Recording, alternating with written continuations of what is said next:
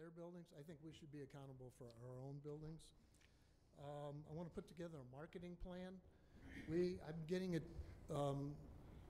bombarded by people looking for money from the city, and they want to use my budget for their projects. And I think that if we pulled all these people together that are looking for money and have money, that we could put together a marketing plan and really make our money leveraged a lot better. And the other challenge I'm going to have is keeping my business specialist. We got a $75,000 grant, and at the end of a year, all this job growth that she's helping me bring in could be lost if we don't get a grant or we don't hire this person. So I put this into my budget, and I'm trying my best to find the money to pay for it. I'm just bringing that up as a challenge. And I'll stop there. Thank you. Okay. Thank you, Mr. Bruning. Appreciate You're it. welcome. Next, we will have the Parks and Recreation Department, and they're going to talk about, you're going to talk about the library as well. The library, Parks and Recreation, City Pool, Youth Center, Custodial, and the Recreation Center. Yeah. 5 each, 5, Jen. Seems hardly fair to hold you to 5 minutes for all of that. You got a mouthful. 5 minutes, okay, here we go. Okay, very good. All right. Honorable Mayor and Council, I'm Richard Faust, Community Services General Manager for the City of Cottonwood. Tonight I'm just going to try to make some highlights so I don't take up a lot of your time. Just basically identifying the Cottonwood Library continues to receive an awful lot pertaining to maintenance, and so it's really nice that we have a fund established directly for the library for those purposes, where we've seen the carpeting being redone in the past, the chairs that got all reupholstered, and we're working on all of the LED systems for the lighting, getting all of that changed out, and then we'll be working on some additional lighting as well upcoming. So we're seeing a lot of this actually take place, and then also with our HVAC systems at the library as well, which are in constant need because they're getting pretty old. Other than that, the Cottonwood Public Library serves a cultural, recreational, educational, and research center for residents of the city of Cottonwood and Yavapai County. Library selects, processes, and maintains an organized collection of information in print and non-print format. I'm just going to go into accomplishments for the kind of the top 4 or 5 highlights. The exterior Wi-Fi network access points for equipment were installed in the building through the E-rate funding discounts this past year. Also, a successful installation of ADA compliant automatic doors at the entrance of the youth services within the library, which we've been asking for that for about 5 years, and so that was done. So it's really kind of nice to see the door now is automatically open instead of kind of causing some finger jams getting in there. A new custom-made reference desk was given to the library by the Bookmarks Friends of Cottonwood Public Library, which was really instrumental on setting up everything in the front and the foyer as you're walking in. It's great to see that. Also, the library received an LSTA, a Library Services and Technology grant from the Institute of Museum and Library Services in the amount of $16,700. This funding allowed for the creation of a larger public meeting room, provided new technology and furnishings, and what that's done is, I think council's pretty apprised of that, is there's another meeting room in the city, which really is really beautiful. It's nice to see, and it also acts as additional space for educational sessions, or also different class instruction sessions, things of that nature. We're seeing the Teen Council continue on as they have won a grand prize in the annual Cottonwood Christmas Parade, which was great. They also partnered with Community Legal Services and offering free legal clinics for low-income people. They partnered with Goodwill and Maverick in providing a room for Hiring Fest, also providing a meeting room for Social Security benefits workshop. They held the library's 5th annual local authors book fair at the Verde Valley Fairgrounds with 490 people in attendance. Continues on. The goals for this year upcoming is produce a family Lego building project during the Verde Valley Sci-Tech Festival, which would be actually pretty neat. Be kind of interesting to see, especially the Sci-Tech Festival taking off again here in the next month. Expanding the library-sponsored programming to increase participation in the adult and youth services department, and those are essential. Develop a strategic plan for the library in cooperation with the Cottonwood Public Library Board. And the board continues to be an essential part of the library, as well as having a new library manager on board. So it's kind of interesting there. I'll just go through the performance indicators. Cottonwood Library, promote a vibrant, healthy, and educated community. Department goals are increase the attendance in adult and youth services programming. Objectives are fulfill the needs of the community with quality programming. Types of measures is monthly attendance and figures and surveys. The tool is attendance logs and surveys, and frequency is monthly and weekly. Scoring is 5% increase in attendance is hoped for each year, and then the trend is upward. And you can kind of look and see that as there's the actual, there's the estimated in 2018 and anticipated in 2019, where it is definitely upward. It's growing for attendance in adult staff-sponsored programs and attendance in youth services staff-sponsored programs. And so you're seeing about a 5% increase, which is great over this past year. Strategic goal, encourage participation in science, technology, engineering, art, math, and the STEAM program, again, which is vital to the library in providing those functions. And the goal is increase awareness for STEAM during the annual Verde Valley SciTech Festival. Objective is produce a family Lego building project is what we identified.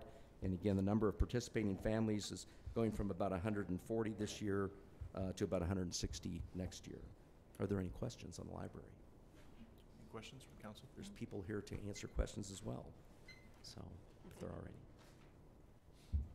You mentioned that the maintenance budget is adequate for what you've got there now at the library? You feel like that's... It is, and right now there were so many different projects that were needed and necessary over the last 4 years since I think it was 30,000 that was identified. It didn't touch it for the first 2 years, but we've been slowly hitting those things. Okay. Those items have been you know, they're checked off as we're going through, Okay. so it's really good. It's good to see. Okay. Now, basically, we're pretty much trying to keep up with, you know, the HVAC systems, keeping those on board as well, and making sure we've got preventative maintenance online as well. Okay, great. All right. Moving on.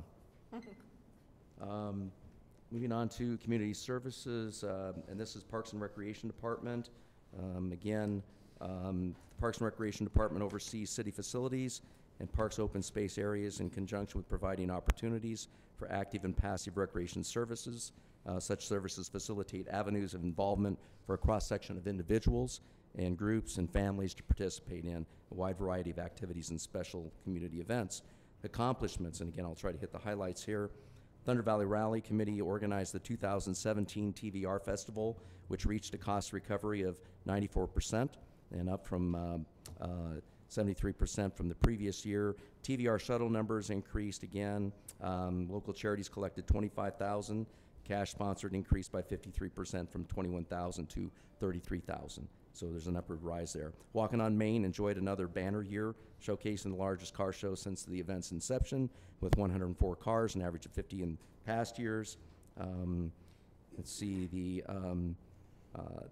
provided Main community events, signature series, 4th of July celebration, annual Easter egg hunt, farmers market jamboree, and fall carnival, including TVR. Actually, the fall carnival wasn't this year. That has been excluded.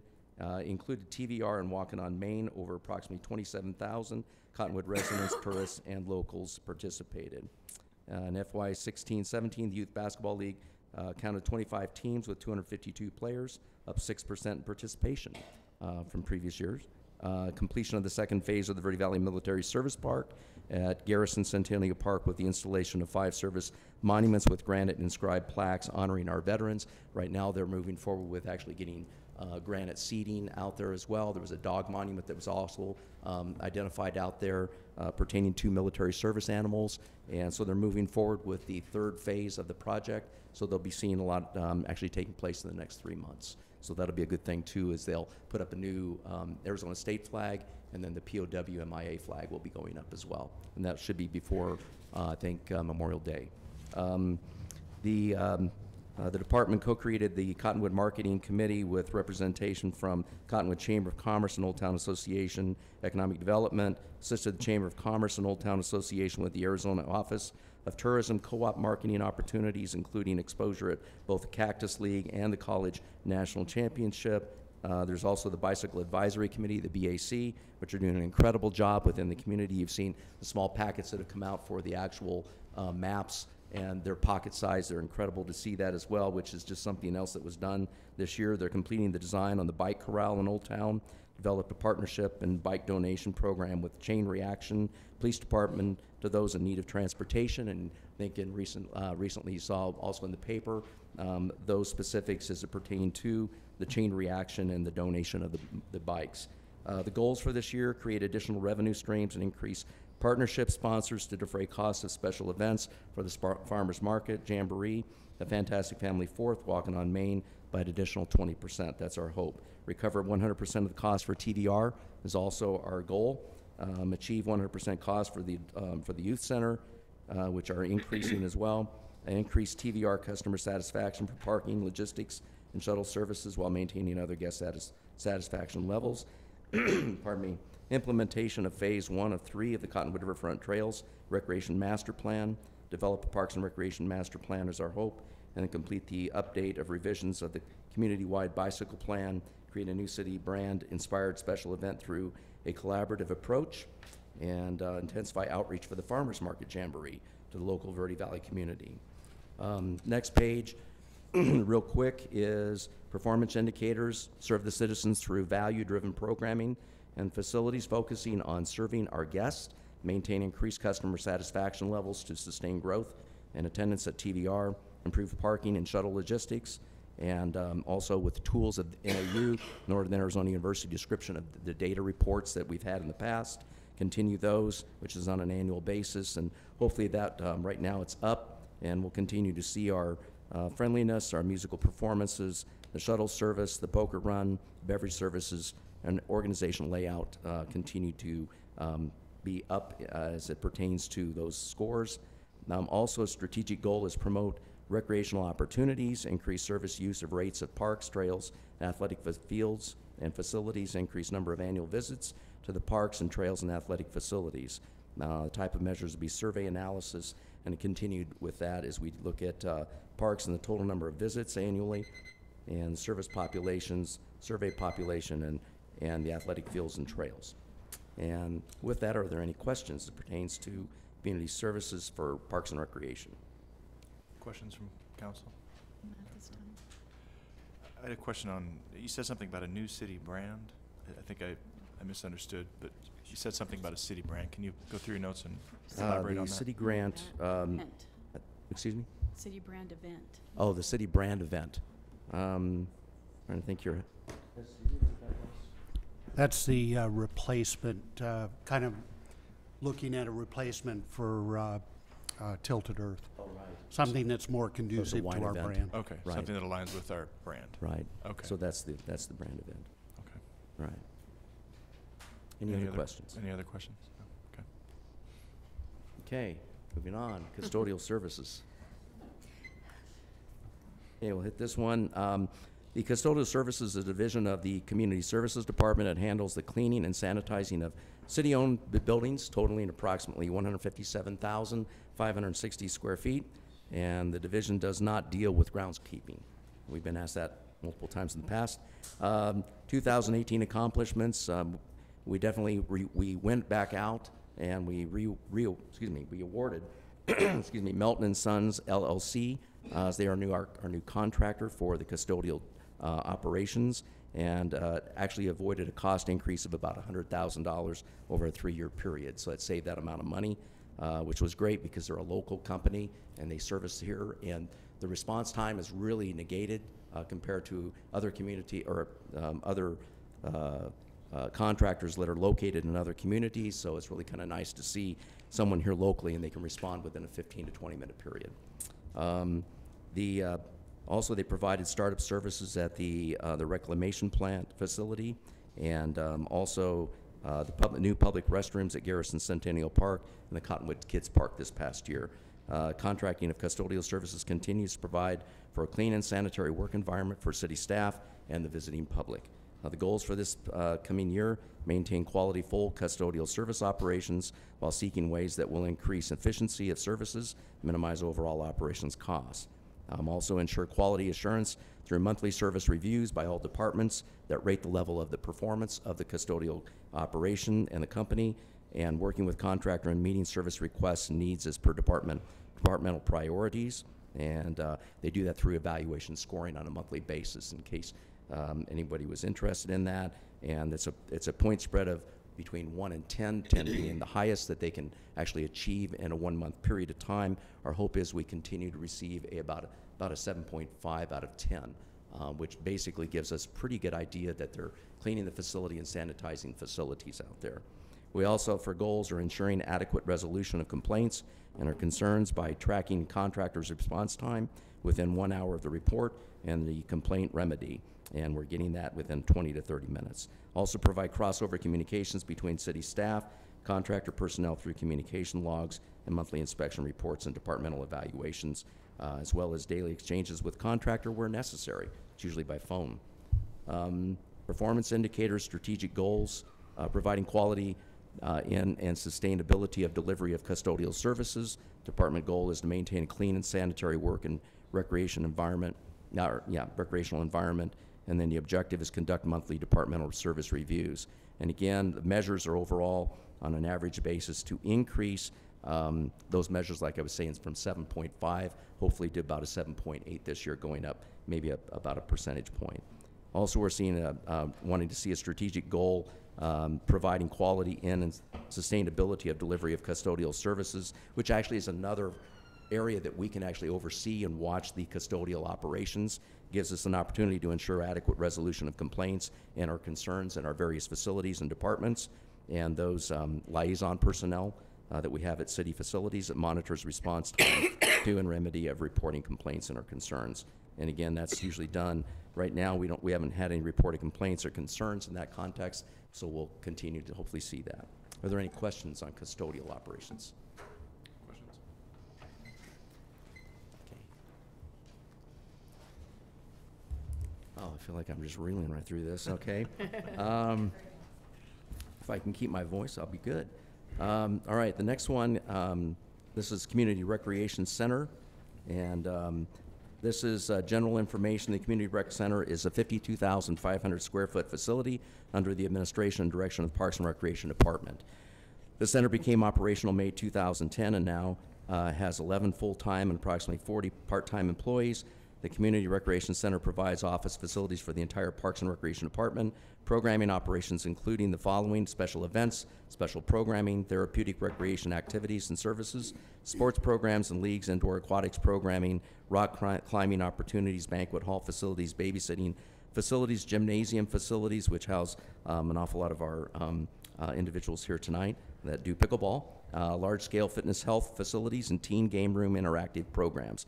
The center functions as a multi-generational concept from the beginning, which was what we were striving for when the facility was first identified.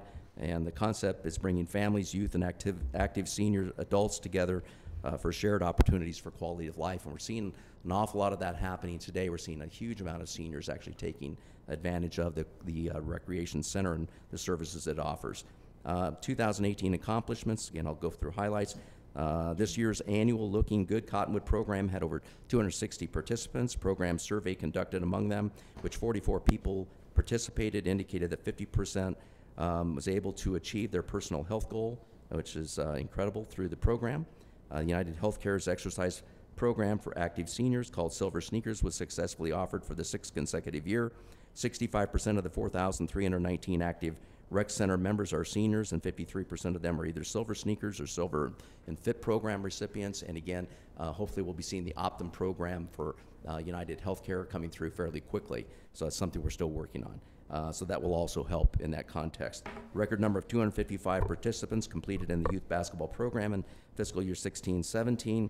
Also, the Toys for Tots program was held at the facility along with operations graduation for the 6th year, and which was an incredible event. Pickleball continues to grow in popularity with 5,509 visits in FY 16-17, about 27% increase over FY 15-16. That showed 4,350 visits. It's incrementally. It's just incredible growth nationwide to see this type of a program as it's growing. The goals for 2019: maintain utility cost for fiscal year 17 to fiscal year 18 by installing LED lights throughout the facility. We're continuing to do that both at the rec center and the library. So we're seeing probably maybe $10,000 to $12,000 savings a year is what our hope is. Locker storage units are also free to the public, no charge, preventing theft within the facility. So we have two locker systems for 24 total lockers. We also encourage online registration for membership and programs by embedding registration links on the center's webpage and social media.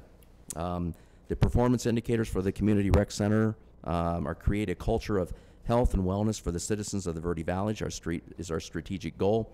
Department goal is increase user visits of the Cottonwood Rec Center. Objective, engage all demographics and the well-being of the community. Type of measure is attendance figures and use numbers, and we do that through the ActiveNet primarily, which is our registration software, and it's done on a monthly review. And again, we're seeing things go up about 1% a year on 11% in 2017, 1% by about 2018. Our hope will be another anticipated 1% above that. An additional strategic goal was commitment to providing high quality and economic feasibility or feasible rental options. Now, department goal is maintain facility rental revenue streams, objective market recreation center amenities, which is what we're trying to do consistently, internally and externally via social media, radio, and local TV. And the tool is ActiveNet registration once again, and it's done monthly, and hopefully it will generate additional revenues. Are there any questions? Questions, council, at the rec center? I have a question. Yes. On the 2019 goals, you say locker storage units to be made free, but they are made free of charge. They currently are. Yes, they were originally going to be, I think we were going to charge $2 per unit. And again, because what it is it's a place that you can charge your cell phone. And so we decided not to because we did have a theft problem that was going on by one individual. An individual has not been caught. The person went to Prescott Valley and then to Phoenix and hasn't been seen. But again, we decided we'd do that for free and allow the people to have that as a safe storage for their facility, or their wallets, their, anything that they had that was of value to put in those. Maybe it should say continue to be Yes. free, because it makes it sound like we're currently charging and we're going to stop charging, is Right. the way I read it. I agree, that's true. So just a... Okay. All right. Any other questions? Question, what is your membership capacity up there right now at the rec center? What is you mean the... Like, do you still have room for more members? Yes. Membership, yeah. Originally, when the feasibility study was conducted in 2008-9, I think it was identified that we'd have a grow-out capacity to about 5,300. Okay.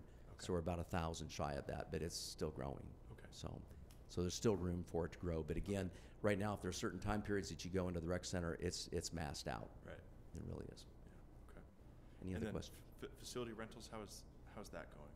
The facility rentals, we're seeing, I think, an average. We had a church that was there for about 2.5 years, and they then disbanded, and there went part of our good, solid revenue streams on Sundays. For each month, we were probably, I think we were obtaining about $1,200, $1,300 a month, and so we're down from last year by about, I think it's 6% to 7%. And so therefore, we're also seeing reductions right now in our cost revenue. And so that actually is hitting us as well because of the banquet hall. Got it. One of your goals is though to increase that through Exactly. social media So hopefully, platforms. right. Our Okay. hope is marketing and more promotion. Okay, great, thank you. Sure.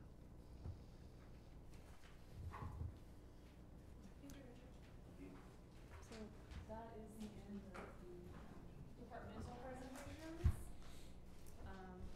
Now we're gonna move on to revenue and cost cutting. Okay.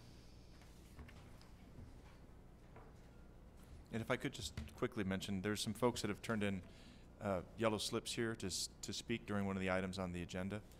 If anybody would like to speak to the council on any item on this agenda, please fill out a form in the back and hand it up to the city manager, please, and you can speak during the agenda item to the council. Okay, thanks.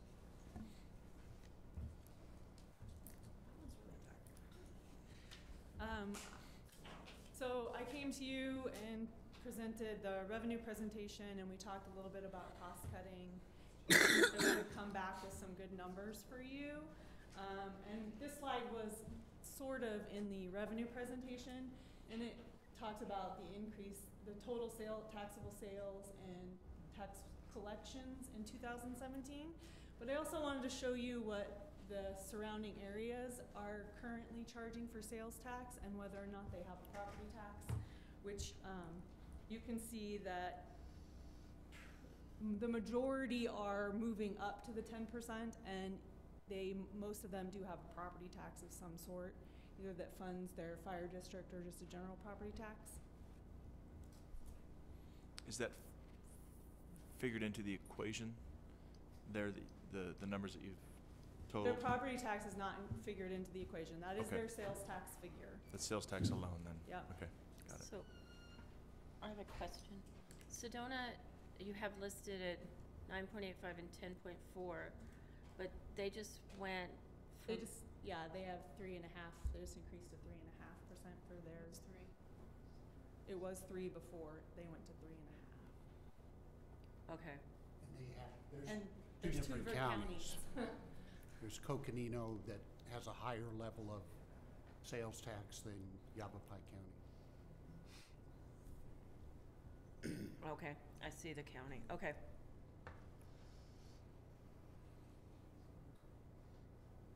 So, we had talked about instituting a use tax, and that's been tabled for now. But if we were to increase the sales tax, we would still want to institute the use tax. We would still want that to be another revenue stream. We had talked also at the last presentation about the bed tax and what the contract was with the chamber and when it expired. And I looked it up, and it's done this year if it's not automatically renewed. And our current value of money that goes to the chamber for bed tax is about $213,000 a year.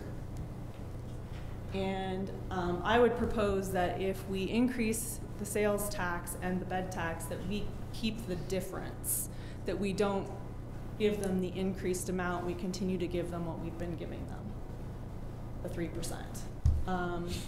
Currently, all those funds go to them. Sedona is giving 55% of their transient tax collected to the chamber. Obviously, they collect a lot more bed tax than we do. And then Camp Verde doesn't have a chamber, but he did say that they use their bed tax to promote the city as well, just not through the chamber. We've talked about reviewing current fees in the last presentation as well. I did reach out to other communities to find out what they're charging, and we've already have a listing of proposed increases ready. And you can see that the community development wants to update their fees, and they think they will bring in approximately $350,000 more if they update their fees to the new rates. And current code review is $50, $100 use permit. Single dwelling is $90, proposed up to $350. Other dwellings is $350, proposed up to $1,000. And I called other looked at other cities' charges, and it's pretty comparable. We're pretty much the same. You got Mesa at $400. You got Williams at $50.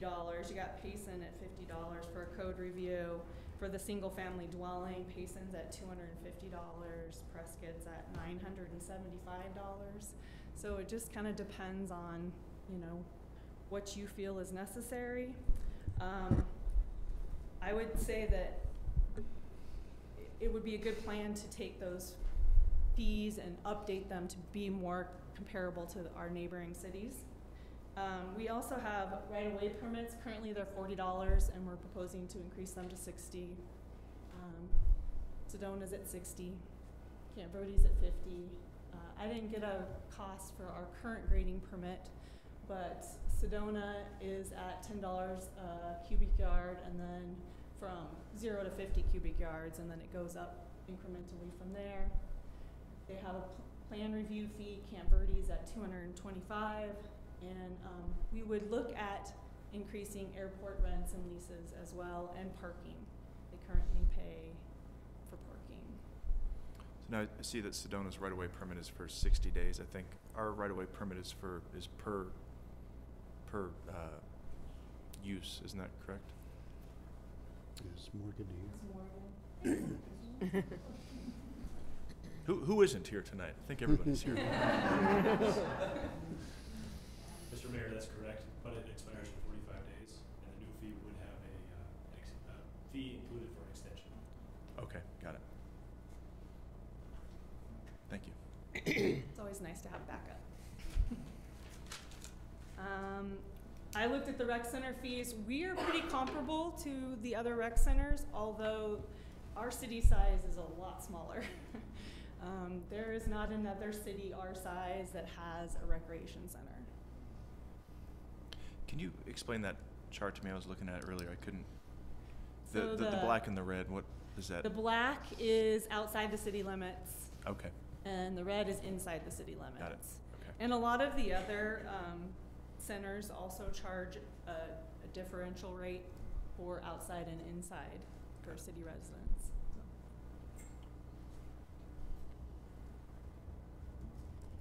Of course, we always need to review our wastewater and our water fees. Last rate increase was in 2016. Dog licenses, we did update this in 2014, and it went to $10.34. Before then, it was very low. I think it was like $7. So it was a time for an update. Business registrations, our last increase was in January of 2013, and we're pretty much the same as Sedona and everywhere else, although our renewal is a little bit more, but Payson is at a $70 business registration. So we can always develop new fees too, a stormwater fee for stormwater costs, and I looked around and found that several cities do have a per home fee for stormwater cost, and then that they enact that is on their water bill. What is that? Can you explain that a little bit more? The stormwater, we have to have a stormwater policy, and it's just for that release of the water. I'm sure that Morgan could probably explain that better than me. Stay up here, Morgan. So if your property creates Runoff? then you'd have to. Yeah, pay these are, fees. I mean, the stormwater cost, the fees that they are charging is per unit. It doesn't matter if you're putting the water out into your yard or not. It's just they charge it to keep that stormwater policy in place and to follow all the regulations for the stormwater. So all residential units would be Yes. charged. Interesting. And those are some of the towns and cities that do have Yes. that in place? Is that just what you sampled, or are those the only ones in the state? Those are just a sample. Okay. And again, this was an unfunded mandate that we received from the state, and required quite a bit of work on the part of staff and continual work to make sure the floodways are clear and that there is a reporting mechanism for violations of the stormwater policy and follow-up. So this was something that we've had to absorb. Mm-hmm. How many units, how much would that, if we did $2 per unit? Well, I think it would probably only do inside the city limits. I'm not sure how many of the 9,000 customers are inside the city limits. About 4,000 customers, is Yeah, that you about would right? say.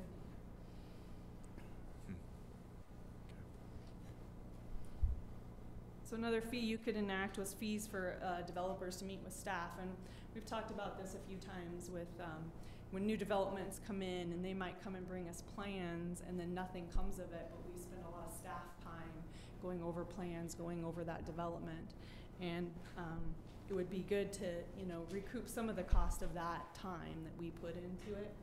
And Sedona charges a $300 minimum per conference, and each additional conference costs another $300.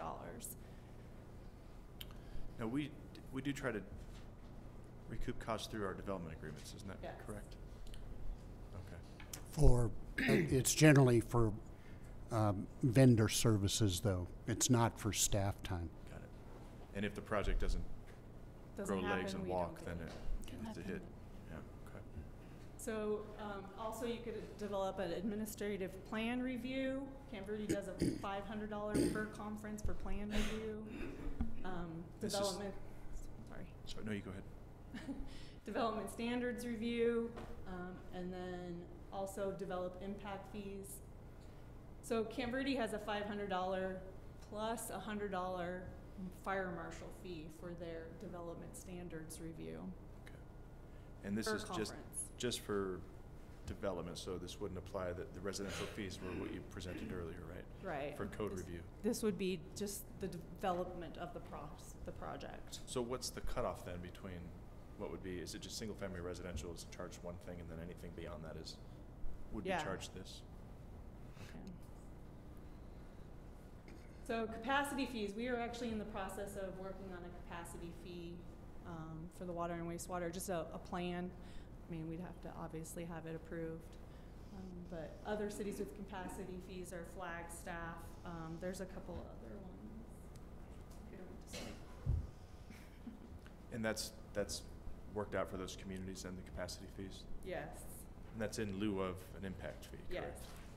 And they haven't been challenged on that, it's all totally watertight, right? Okay. One of the things that I would recommend to the council is we staff brought forward an increase in fees, development fees, engineering fees, again, to become more consistent with the surrounding area. And a lot of those fees were ran by the contractors, and they said, yeah, this is reasonable. And if you'll recall, the council directed that we go back and wait for the capacity fee to be developed. Well, that's taking a lot longer than any of us had anticipated. And so my recommendation to the council is you may want to consider the fee recommendation and take that separately than the capacity fee. And I'm concerned Just to that get that up. the capacity fees now for the two largest developments that we have in works right now, the 89 and Vine and the Vineyards, we wouldn't be able to charge a capacity fee for either Well, of those projects, would we? essentially their impact or capacity fee is actually handled by the development agreement. Right. So in the case of the Vineyards, we're charging $4,000 per unit. In the case of 89 and Vine, they're building all the infrastructure. Right. So in those cases, it really works out. Where I think we're really losing in terms of capacity fees is mostly the infill projects. And it was the same with Mesquite Hills. That was done through a development agreement. They handled a large part of the infrastructure, built a water campus up there for us. So It just seems like that, not to say that the ship has sailed on the capacity fees, but it seems like with the infill projects, we won't get as much revenue as we would from some of the larger developments. But I don't know how much room we have for infill either, how many units we have. there's still quite a few. Yeah. So, but yeah, a lot of times you can do a lot better through a development agreement. For instance, 89 and Vine, you're probably looking, at a minimum of $10 million when you get through building a water campus or two and then a wastewater treatment plant. You're looking at a pretty significant investment, probably above what we would normally have charged for impact or capacity fee. So just a recommendation, the council may want to direct staff to move forward on some of these fees that are in place now. We just need to increase them, which even the contractors are saying, yeah, you guys are way below the market. Even with these updates, we're still below the mark. Well, That brings us more current. yeah, I mean, what we're looking at is what they are now. These are some recommendations. Thank you. Mayor, I have a question. Yes, please. So personally, for me, it's challenging to discuss increasing fees or creating new fees without a clear idea of what our financial goals are here. When I'm looking at my personal budget and I'm looking at, balancing how I'm going to increase revenue streams or cut costs, I have a clear goal. So can you let us know what we're shooting at? Are we, what percentage do we need of a shortfall, do we need to make up from increasing fees or creating fees versus cutting costs? And another piggyback question, not to complicate it, is where are these fees going to go? Will they go to each specific department? Will they go into the general fund, or how will the different fees be allocated, different revenues? It would actually depend on where the fee, what the fee is being charged for. If it has to do with water or wastewater, then it goes into those. If it's having to do with development services, it would go into the general fund to, fund additional with, like, for instance, with all this additional housing development occurring, we're probably going to need to look at another, building official or an inspector to keep up with the demand. And so it would go to fund those kind of things. My name is I'm Rudy Rodriguez. I'm Deputy City Manager. I've been down this road a number of times. At this point in time, we haven't put our budget together, but from previous history over the last few years, there's a lot of need that we've had. Last year, we cut out 2 police officers just to balance the budget. We were fortunate enough that we had some savings because we had some illnesses and some injuries that we were able to fill those 2 spots. Okay. However, we've got a laundry list of requests for reclassification. We've got a laundry list of needed personnel. We already know that with the two new subdivisions opening up, we only have 2 building inspectors, and we're going to be struggling to just keep up with those things. So it's real difficult at this point in time. What we need to start looking at is looking for the future, because we don't want to just cover this coming budget's numbers. We want to be able to not have to come to you every single year for annual increases. So we want to make sure that we can bring in enough revenue to cover the needs that we are going to have this coming year, which we're still working on the numbers. And we also want to make sure that we start socking some money away, because it's not a matter of if, it's a matter of when we have the next economic downturn. And we're about due for one. They come in cycles roughly about 10 years, and we're about due for another one.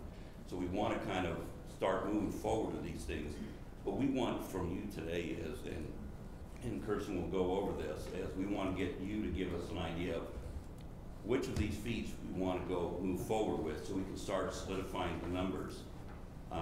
And we'll bring them all right back to you, but we don't want to go through another round of analysis, and so that we can come back and so we were told, take it back and we'll look at it later. We're at a point where we're going to have to take some drastic cuts, and Kirsten will go over this, in order to continue functioning. Will we function? Yes. Will we function at the level of services that we've had in the past? That's going to get more and more difficult as time comes. And like I said, we don't want to come to you every single year with increases. We want to get something in place that will grant us enough revenue so we can get the things accomplished, continue to move forward, and also sock some money away so we don't have to come back every single year for increases. But we are looking at those numbers, and we're pretty early in the budget compared to other years, so it makes it difficult for us to tell us exactly where we're at, where our deficits are at. But if you can give us direction today, we can start putting those numbers together and tell you where our shortfalls are, what we need to cover and when we move forward. Well, personally, I mean, when you use the term drastic cuts, I'd like to look at something that's going to address that issue in conjunction with the proposed cuts. But as far as right now, I'm not interested in raising fees just because, oh, this will bring us up to the market rate. I have no problem if we're able to be within budget of being a bargain, of still being, not as expensive as Sedona, et cetera, or Mesa, and some of these other cities and towns. But you're asking us to make significant increases and even implement new fees and costs, and I'd like to know exactly how we're going to apply that money, exactly what the need is, so I can go back, and report back that we're not just raising them because it's the thing to do, but we can say, look, we're going to have to cut department budgets by 20%, including laying off you, your husband, wife, spouse who works for the city as part of a reduction in force. Something concrete to help us with this, to help me, sorry, I don't mean to speak for my fellow council members, but to be able to put more of an actual realistic approach to this analysis? I'll point you to last year's budget where we did a 3% cut. Had it not been for our police department that actually went out and took out those 2 officers, we would have had to do some major layoffs in especially the smaller departments. I mean, just looking at history is what I'm looking at, and I'm going to tell you it from experience from all the years that I've been here. Will we continue to function? Certainly, we will continue to function. Will we take cuts for programming and stuff? Some of them we'll be talking about here a little bit later on for the public, but all you have to do is just look at what we did last year, and we can bring back what we did the previous year before that, and look at what we did the previous year before that. We've had to take some cuts over the years, and we can continue to function. That's not the issue, is can we continue to function effectively? Can we continue to function efficiently? Can we continue to grow the way we need to continue to grow? Those are the issues that we have to do. But to your concern, we're pretty early in the budget. Well, what we can do is if you give us direction, we can start matching up those numbers with the kind of numbers that we need in order to continue to move forward, and also find out what we need to continue to put away in reserves for the future. And what we need today is basically direction, so we know what to formulate for you, and the numbers that you're asking for as we move through the budget, we can probably get you some of those numbers. But in past history, we've been struggling for several years. And I think I understand where you're coming from, Councilman Henry, or Councilmember Henry, is it's tough to give direction based on not knowing what the need is. And so I'm not sure it's going to be a fair question to council tonight to say, hey, tell us what you want to cut, or tell us what you want to keep. I think it's going to be incumbent upon staff to come back and tell you, here's the budget, here's the cost, here's the shortfall. How do we make that up? Do we do it through cuts? Do we do it through revenue increases? And so I get where you're coming from. I think tonight this is in response to a question that was brought up last time about when we started talking about revenues and expressing the concern that we're reaching that breaking point. We either need to cut areas that may not be popular to cut, or look at increasing revenues. And so tonight it was just to be able to present to the council, here's some ideas that you may want to keep in mind, both on the revenue and the cut side, as we go through the budget process and we bring back some numbers. And this year we'll do it a little bit different. We'll bring you everything that is being requested and help you understand what the need is, and then you can begin to help us decide what we fund, what we don't fund. And then that'll give us the revenue picture. That would be helpful. I appreciate that. I agree. I think it's early on in the process, so we haven't got all the numbers finalized yet, so we are kind of shooting in the dark, so to speak. But I would agree with Councilmember Henry. I think it's important to know, what that definite dollar amount is that we're trying to meet, so that we can, implement our increases or new fees according to that shortfall. And I think one of the things that council needs to understand, I already understand this, is that typically by the time the budget gets to the council, there's already been a lot of chopping. There's already been a lot of needs put aside. So what they're doing now is showing us everything. And so we normally wouldn't get this big picture. We normally wouldn't get all these details. Something to keep in mind is a lot of time, all of this has already been no.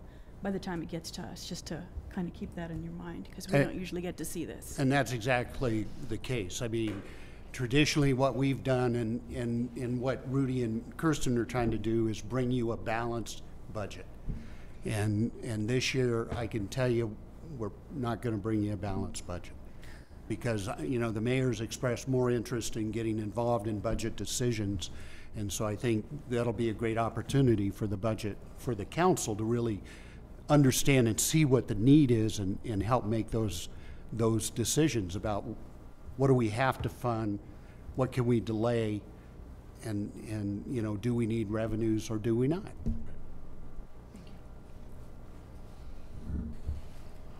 So just some more options. Just want to give you some ideas, things to think about. Obviously, we always talk property tax. We mention it all the time. If we began the process now, you would take it to the May of 2019 election, and you would not receive any revenues until 2020, and it completes the three-leg stool. You have to work your way backwards, figure out how much money you need, and figure out what the rate's gonna be. Requires truth and taxation reporting, which is a lot more reporting than we currently have to do Christine, for our revenue stream. I'm sorry to interrupt, but could you just explain for the benefit of the public what the three-legged stool concept is all about?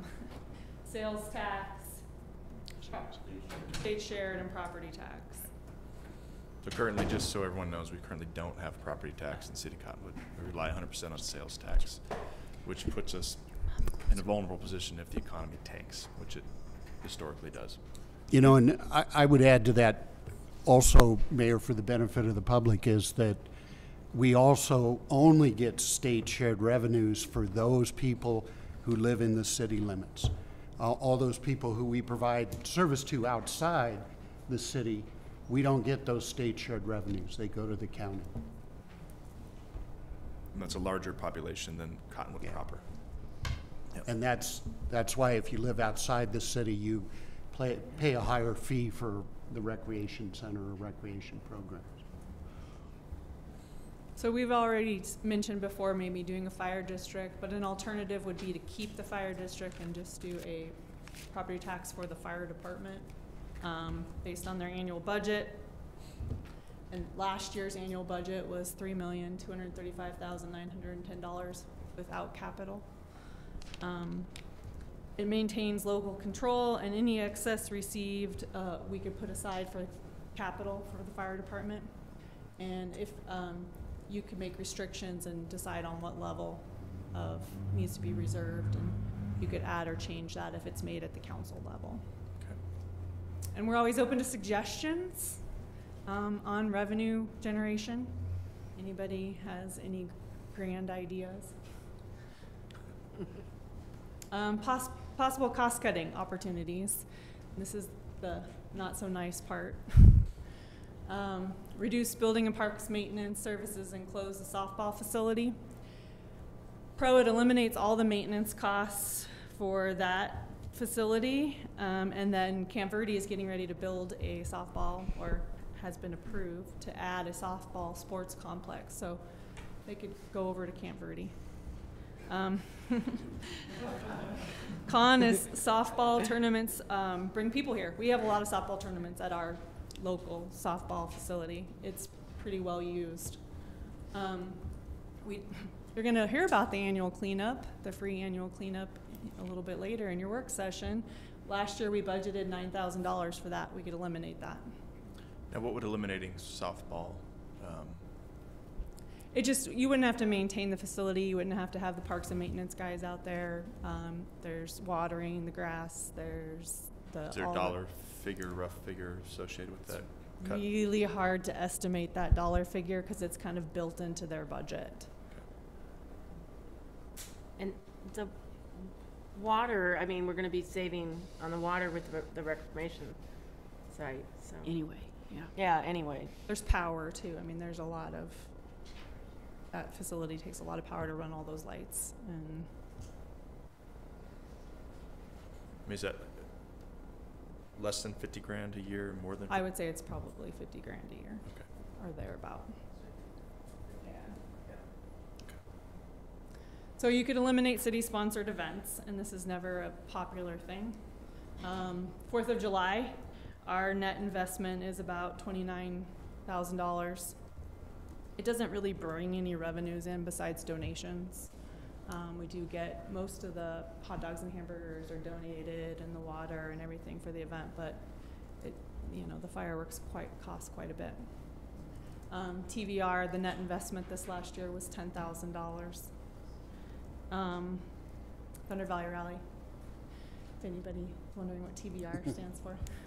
The historic home tour, it actually made income, but there was no personnel costs calculated into that. We didn't really track the time of any of the personnel for the event. Walking on Main, The total cost doesn't include staff time either. We don't really track the staff time for that. It had net investment of $11,900. And then the Brian Mickelson Marathon, again, we don't track staff time. It was net income of $3,000. So these are just some events that we put money into that you could possibly help. If they were eliminated, it would cut costs. On the historic home and building tour, when you say you don't track the staff time that's put into it, my understanding is that there was a driver from CATS, right? I believe that was the only staff time that went into that event this year. Well, I think that some of Ryan's time had, the recreation coordinator, he did some time putting into that, and we don't really track, he's exempt, so we don't really track his time. Because otherwise that, I think like the Mickelson Marathon is A lot of volunteers. mostly volunteer. Yeah. So the city doesn't have any money that they put into that event, any hard cash that they put into the home tour, historic home and building tour? I think there's a few little expenses, but it's not a lot of money, no. I mean, I think it was very small.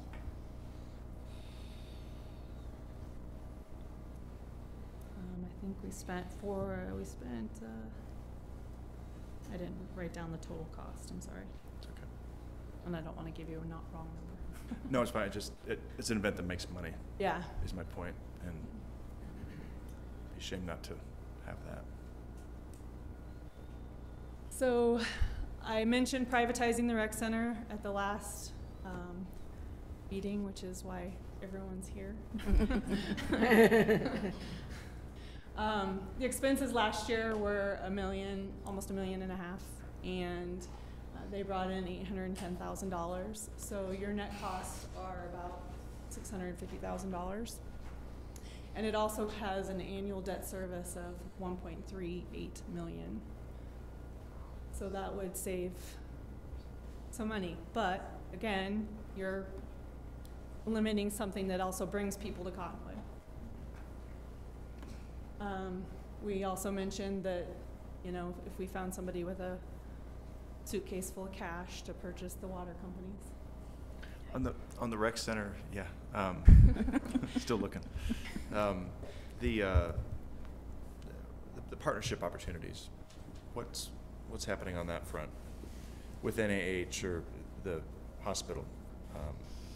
Any of the other larger employers in the area? Is there anything?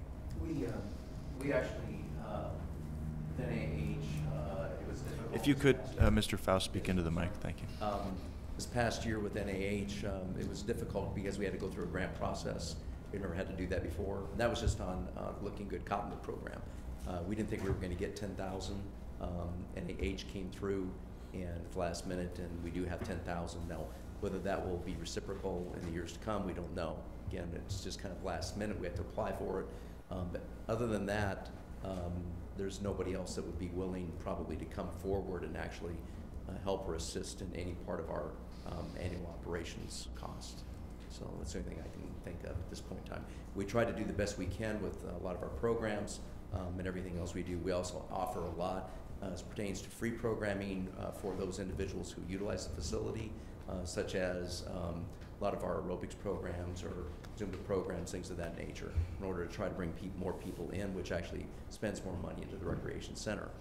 So those are our main task-oriented areas in order to try to get additional funding back on operations. It's the best we can do.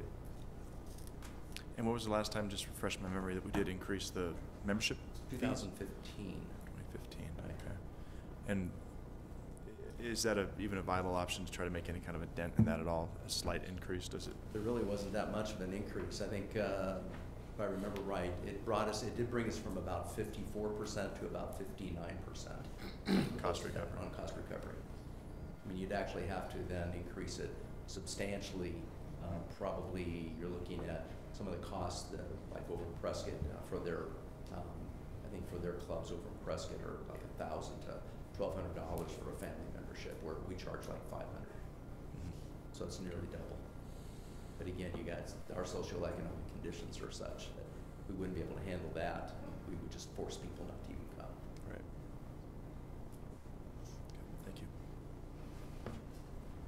You could consolidate service, combine with other cities, you know, combine municipal court, combine planning, combine engineering, finance, purchasing, legal with other cities.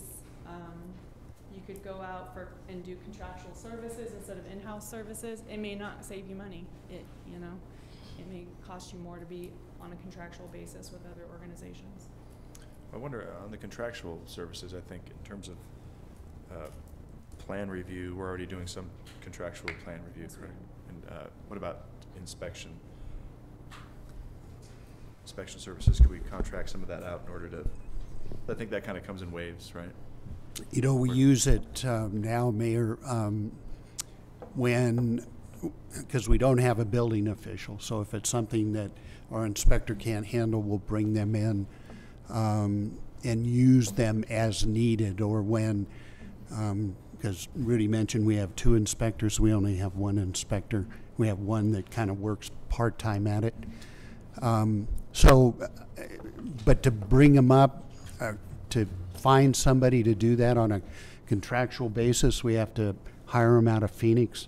So we pay for their time to drive up and back, and it's pretty pricey.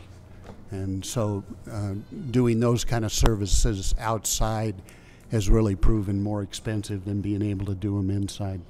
So we try to use them very minimally. Okay. Mr. Mayor, Yes. and this kind of dovetails with Ms. Henry's point from the earlier discussion. So in the case of, say, these large development projects, the modern practice is what we do is sometimes we, as you said, find ourselves behind the 8 ball because we spend a lot of time. An applicant comes in and there's a lot of due diligence done and a lot of conversation, and a proposal is developed, and maybe that proposal moves forward and maybe it doesn't. And if it doesn't, then we've invested a lot of time and sometimes a lot of money on the outside help as well, reviewing that proposal and having that conversation and getting to the point where it goes or it doesn't. So what the practice is to charge an application fee, and that will cover the staff time or the estimated staff time, because we don't know at the front end, but at least it puts us not behind to have a charge coming in the door to have that in-depth discussion about a large project, for example. And then if it becomes the city's policy to, in each case, when the city determines that it has to use outside assistance, to have that cost be part of the fee for the permitting process. That makes sure that there is at least cost recovery. Right, okay. I think just in general, I look more toward contractual services as being a savings to the city, even if it might be short-term more expensive to contract. I just worry about staffing up, because I know personnel costs are our biggest cost here at the city, and so it's not just hiring the person, but then it's paying for their benefits and their dependents, percentage of their dependents coverage for health insurance and everything else that goes along with it. And then when the economy does go down in a lull, we look at having to lay that person off, and that's an unfortunate thing for families to have to deal with. So I know we're in a growth period now, but I just hesitant to bring on more staff in general. It's just maybe just my opinion alone. You missed the closing the outdoor pool. Did you want to expand on that? Close the outdoor pool. So they don't bring in a whole lot of revenues. Net investment is $66,950. We do get a little bit from the high school when they use our pool, but then we stay open longer for them to use the pool. So we incur more cost. And when that pool is open, it's for this exclusive use of the high school? When we extend the hours, excuse me? When we extend it for that, I think it's a month, or is it? There's also lap swim. And lap swim. So we still do lap swim for the public out there? Okay, I understand. We talked about this at the last meeting as well, reduce pavement preservation and sidewalk budgets, or eliminate them for the next year, and not have it in the budget.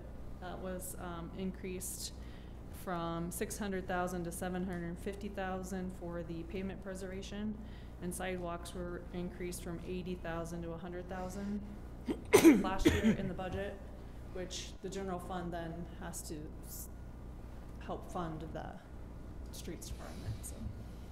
Is there any word on whether or not highway user revenue funds will be funded more robustly this year? We may see a little bit of what we're entitled to, but again, they're still looking at funding DPS through HERF. So you could also reduce hours, or close services at public facilities like the library or the youth center. The library annual cost is $1 million or somewhere thereabout, and usually the Yavapai County contributes about 15%.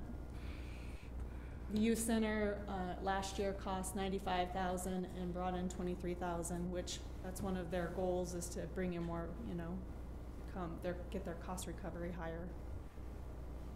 Reduce or eliminate outside agency support. I talked about that. I just wanted to give you the numbers of what that would be.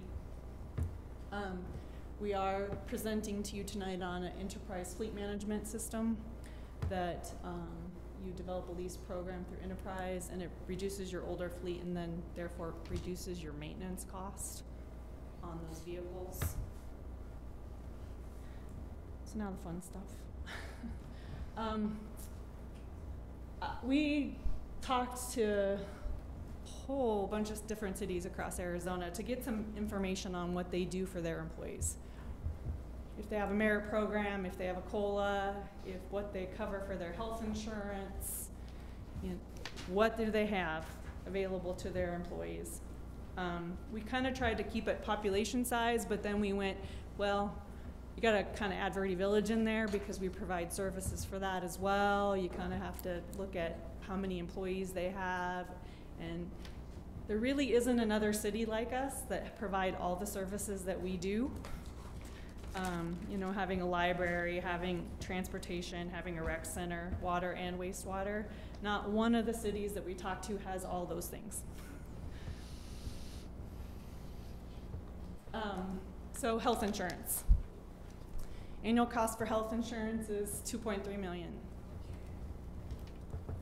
$2 million is paid for by the employer, and $335,000 is deducted from employees. Costs $9,000 to cover one employee. City covers 60% of the family cost, 70% of the spouse cost, and 80% of the child cost. But I will say that the Affordable Care Act requires that we cover 95% of our employees and their dependents, and that it has to be an affordable premium. They don't tell you what affordable is. It says take the most likely poverty level, multiply that by 9.56%, and whatever that figure is, your health insurance plan has to be less than that. But they don't tell you what that is. What is that, though, when you actually do the math? I didn't calculate it, so I can't, off the top of my head, I don't even know what the national poverty level is. I could get back to you on that. So increasing dependent cost or employee cost would affect the city's ability to be competitive with other municipalities, especially since the other cities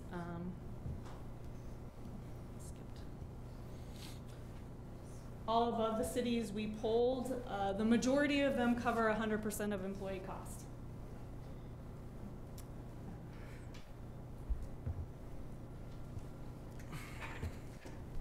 So 12 out of the 16 cover 100%. They also cover dependent costs in varying degrees, from 30% to 100% of the cost. Just depended on the city. They all had their own policies. They all had their own price. The highest cost for average cost for insurance was $934 a month for one employee. On the dependent coverage, what was the average? You say from between 30% to 100%. But what did it? I can't tell from that. It's really hard to average because some of them said, we cover 30% if they take this plan, and 40% if they take this plan, and 100% if we take this plan. So it was really hard to come up with an average number. So that graph for the dependent coverage is showing the percentage that the city is paying for the dependents coverage. Yep. And Cottonwood is, well, probably middle. We're pretty much mid-road of, yeah. And we didn't get, oh, we did get Sedona, but we didn't get Clarkdale, okay.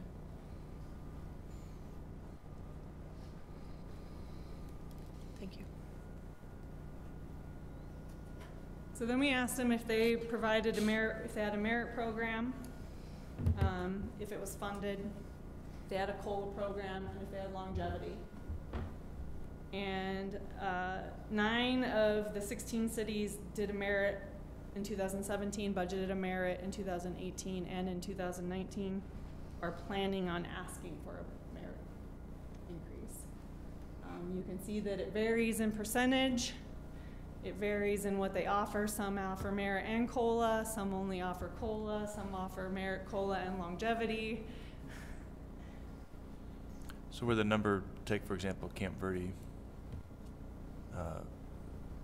under merit, 2017, 2%, 2018, 2%, that's the max that they gave out, or is that the average? But that question was not presented to them that way. So basically what was stated by Camp Verde was... Ms. Bartels, I'm sorry, if you could come up to the mic so we can hear you.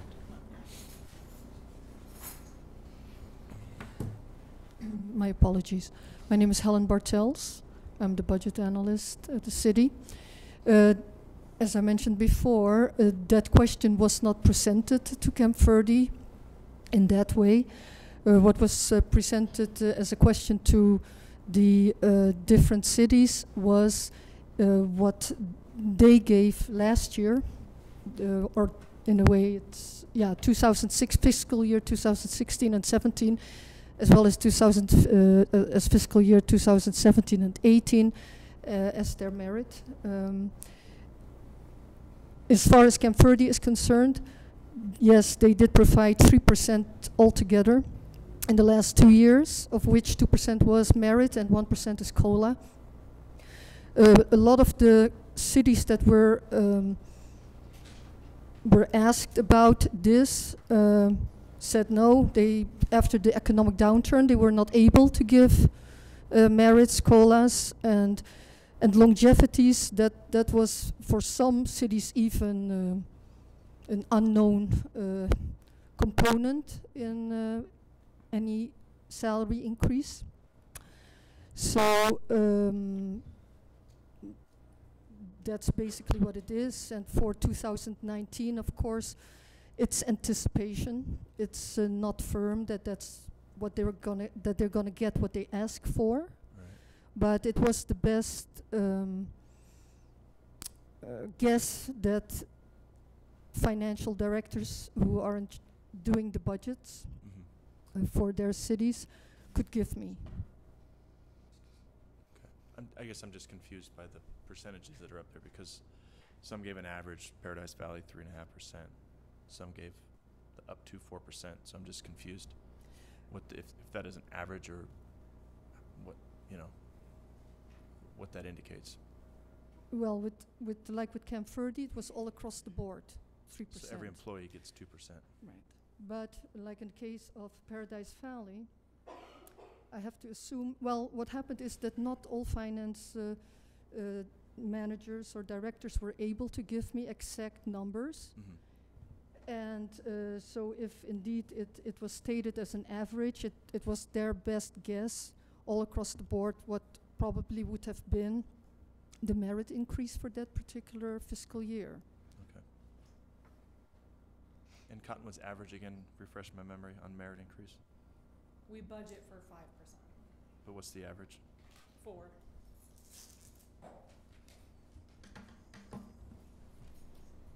Is that the truth for the last 3 or 4 or 5 years, about 4%? I looked at the last 2 years. Okay, so 4%. And what does that mean dollar-wise? Here. Thank you. This has been funded annually for pretty much the last 15 years except for 1 year. In 2011, we didn't fund the merit program. Ranges from, it could be from 1 to 5%, depending on when your review is. And so if you get hired in your 6 months, you get half of what you would have gotten. So if you score a 3, you would get 1.5%. The estimate for 2019 cost is $308,000. With benefits, it's $405,000. Because the merit increase that they receive gets added to their base salary, so their pennies then Yes. go up. So the average was 4% of those who received it. So not everyone can get a merit. If you've hit the top of your salary scale, you do not get a merit. If you don't score high enough in your review and you're not doing a good enough job, you don't get a merit at that time. So Kirsten, you used the example of somebody who scored a 3 would normally get a 3% if they'd only been here 6 months. So are you saying that someone who only scores a 1 or a 2? They don't get anything? I just at that wanted time. that clarified. Because it made it sound like everybody got somewhere between a 1 and a 5%. Somebody who gets a 1 or a 2 is probably on their way out. As they should be. At that point, they're put on a performance improvement plan, and if we don't see improvement, then if they're on probation, they would be let go during probation. Somebody who gets a 1 or 2% on their employee evaluation. Correct. A score of a 1 or a 2. Essentially, overall. even in a 1 or 2 in any of the particular categories, that's failing, and they would be put on a performance improvement plan. I just wanted it clarified because for our viewing audience. So the 2019 estimates for merit increase, that's based, of course, on the number of employees that we currently have. Yes. Okay. And that's based on the 4% average? It's based on 5 because we always budget for 5 because we don't want to come in short of that. So longevity policy, which was put into place in 2013, has been funded once, and that was in 2014. If it was funded this year, it would be $52,000, and with benefits, it'd be $63,834 or $837. But you don't typically put that in anymore, right? We've historically mixed it. It has not been put in because there's no funds for that. Okay. COLA is the cost of living adjustment. It's funded annually if there's funds available and per council. And it was not funded at all in 2017. It was 0.3%. And we have typically been adding that to the scale so that we raise the salary ranges by whatever the COLA is, even if we don't give them the cash. But last year we just kind of didn't do it because it was 0.3% and it was not worth the time. Question. This is tickling the back of my mind. Is there some kind of requirement through the feds that we fund COLA in the upcoming years? For minimum wage. For minimum wage, that's all. Okay. So in FY18, if we did the COLA, which is 2% according to Social Security this year, but we're adding the 0.3 from last year just to make it so that we're at the same level. It would be $264,000, and it would be $353 with benefits. Increasing the COLA range keeps us level with job market, so we're not falling behind. So to be clear then, so not every employee, of course, receives a merit increase. No. So we haven't funded the cost of living adjustment for quite a few years, right? Right. We've kind of nixed that in lieu of the merit increase. Yes. Or funding of the merit program, but not every employee gets that merit program. But wouldn't they still deserve cost of living increase? If there's funds, they definitely deserve a cost of living increase. Yeah, just to clarify, merit has to do with performance. Right. And the COLA just has to do with, you know, what is the cost of living doing and are we keeping up with the market? And so it's not really based on performance. Right. But most companies and cities have moved away from COLAs to a strictly merit process. I mean, that's just kind of the way it's been, I think, over the last, 10 years, 15. Then do a compensation study every 5 or so years to make sure. To look at salary ranges, and especially, you know, your first responders and your, you know, harder to fill positions. But yeah, I mean, it's just kind of the way everybody's moving. I mean, even if you go back and you look at the other city comparisons, you know, very few of them are you have 4 that did COLAs last year, and they had lower merits. So they really offset each other. Everybody was guaranteed maybe 1%, but then their merit, you know, wasn't. So it's, do you know, sort of pay for performance, or do you just give everybody something? You know, you know how I feel. I believe in paying for performance, and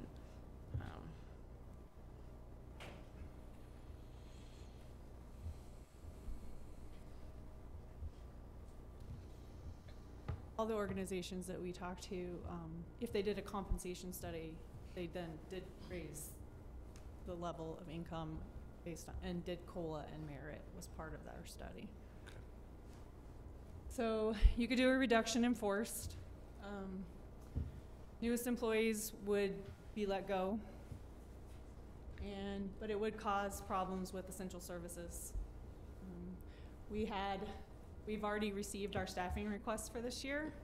We received 11 full-time employee requests and 3 part-times and 15 job reclassifications affecting 26 employees.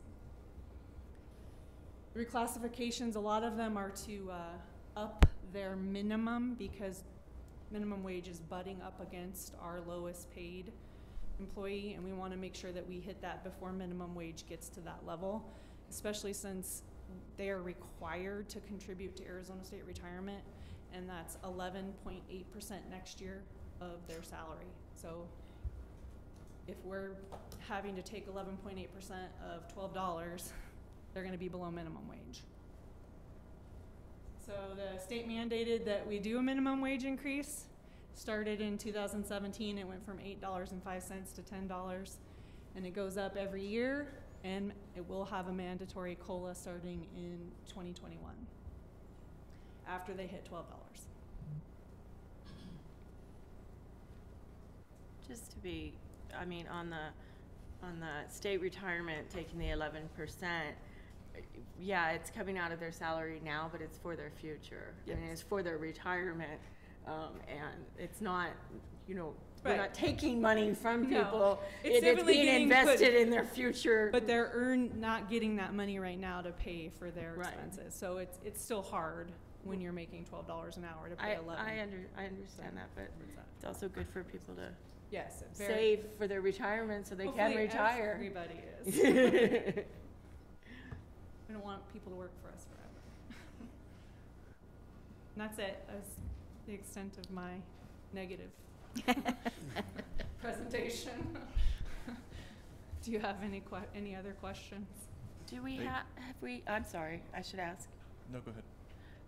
A lot of companies, and I tend to speak more of the private industry, are also, you know, doing early retirement type options. Have we ever looked at that? I mean, I know with pension and everything, it may not even be cost effective, but I know a lot of the healthcare industry, my own company as one, my husband's company, both in healthcare, looked at early retirement options, so. For Arizona State Retirement, you have to meet a certain time Age. period. Okay. And public safety, you have to be a certain age and a certain number of years of service to be qualified. Vice Mayor, did you have a question? No, that's good. Thank you. Any other questions from I'm just council? gonna note that I think some of those apply to that. They do. No other questions from council? Okay. do have a handful of forms here. Again, if you want to address the council, you're more than welcome to. Just fill out a form in the back, please, and I'm going to go ahead and call some folks forward. So you're welcome to address us. Your comments are limited to a 5-minute time period, and you'll hear that charming buzzer from our deputy clerk when your time is up. So first up is Terry Clements, excuse me. Thanks for being here tonight. Hi, my name is Terry Clements. I'm a Cottonwood resident. I am a very ardent supporter of the Cottonwood Rec Center. The Cottonwood Rec Center, I'm proud that Cottonwood has Rec Center. And I'm proud that Cottonwood, I'm proud that, oh, thank you. I'm proud that Cottonwood feels that a rec center is something that they want to provide to their residents. I'm proud that it's in our vision statement. If people look at our vision statement, it's a very clear part of the vision statement, at least 2 portions of the vision statement. It's a big reason I live in Cottonwood. I grew up in Phoenix. Phoenix has lots of rec centers. I don't want to be in Phoenix. I want to be in Cottonwood.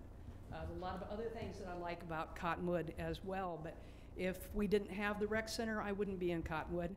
And I think a lot of people wouldn't be. I know a lot of pickleball people that have moved here specifically because of our rec center. And some of those are in the room here tonight. I also would like the council to think about the fact that when you're looking at that, what looks to be huge numbers up there of only recovering 60% of cost, as an example, and having the debt service. I'm told by staff that that debt service is not just the rec center. This is important to recognize, because if you look at that debt service and you say, okay, that's the rec center, we get rid of that and we get rid of the debt. That's not true. That includes the library. That includes the Mickelson Parkway. That includes at least part of Riverfront Park. So I don't want you to think that that debt service is all attributable to the rec center, because it's not. So I think that's a really important thing to keep in mind. Also, I would like for the council to think about the fact that the monies that come in to the rec center are just a fraction of what comes into the city because of the rec center. The staff has told you about the growth in pickleball. We have new people learning pickleball every week. I know because I train them every week. I teach them. We also have people coming in from Sedona, Camp Verde, the Villages, Verde Santa Fe. They come from all over. They come from Prescott. They come from Flagstaff. They come from Minnesota. They come from Michigan. And some of them come here to spend 6 months, and a lot of those people might be in the room tonight too. So these people don't just spend money at the rec center. So when you're looking at that 60% cost recovery, you should look at another thing. Where are they staying? Where are they eating? Where are they buying groceries? I don't know whether staff could ever do that kind of analysis, but I think you would find the cost recovery is a lot bigger than 60% if you did that kind of analysis.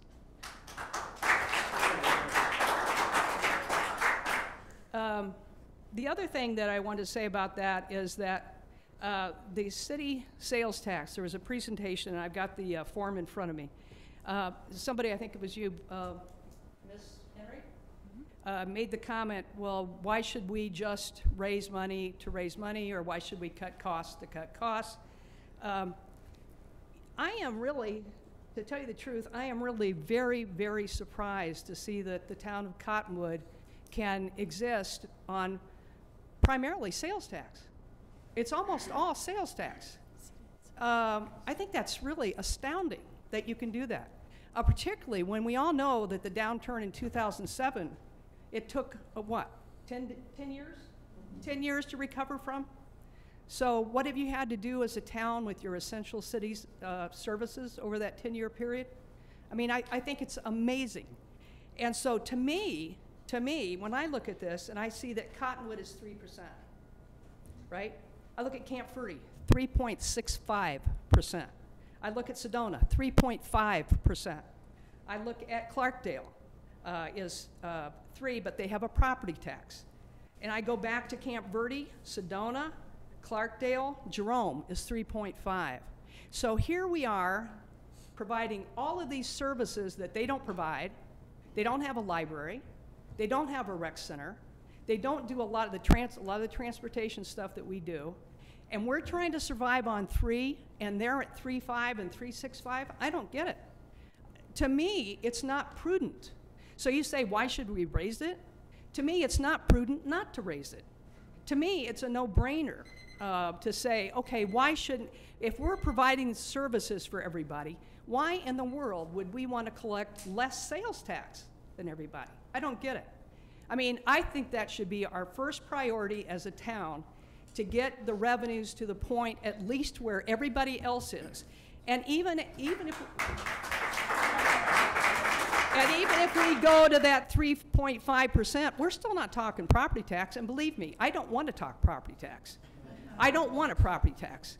But we're still not going to be collecting what they collect, even if we go to 3.5. I mean, you could clearly make an argument, since we don't have the property tax, you could clearly make an argument, right, to go to 3.65 maybe, where Camp Verde is, or maybe even 3.75, because you say we don't have a property tax. We need these revenues. Ms. Clements, I'm so sorry. Your 5 minutes is up. Oh.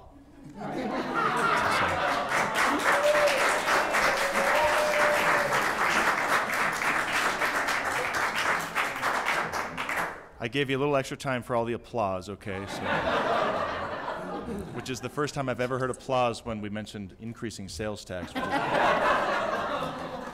very unusual. But, all right. Next up is Barbara Carollo. Did I pronounce that correctly? Thanks for being here. Hi, my name is Barbara Carolla, and I am a Cottonwood resident. And before I just make my brief comments, I'd like to know, could I give my additional time to Terry? Because I'm only going to be 1 minute. We're starting to bank it. I just wanted to emphasize the importance that the rec center is to our community, which has more than 4,000 members that depend on it for physical exercise and socialization. There are also youth programs, special needs organizations, and snowbirds that depend on the center as well. Please consider all of this when making decisions regarding the center, and see it for the asset that it is to the Cottonwood community. Thank you. Thank you.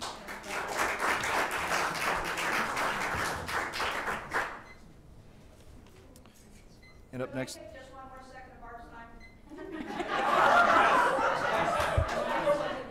I just One more wanted second, to ma'am. say that if we did increase our sales tax to the level of all the other communities, then we could maintain our rec center, which has deferred maintenance as well for the last 10 years because of the downturn in the economy.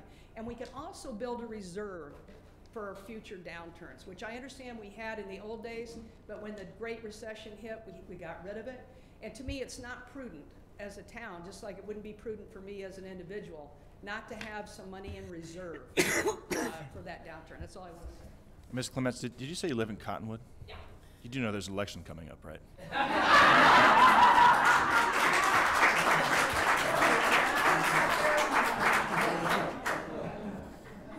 Jane Lauman?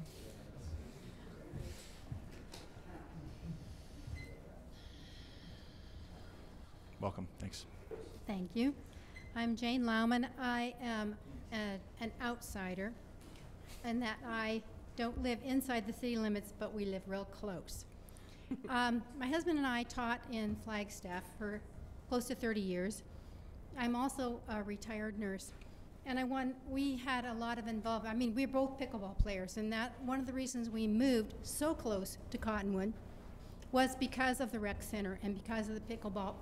And we could see, I think Pat and I were instrumental in talking with Ryan at the very beginning, and he was really interested in pickleball and getting a pickleball program going. But I think there's a lot of people my age and here to talk about the benefits of pickleball for our age.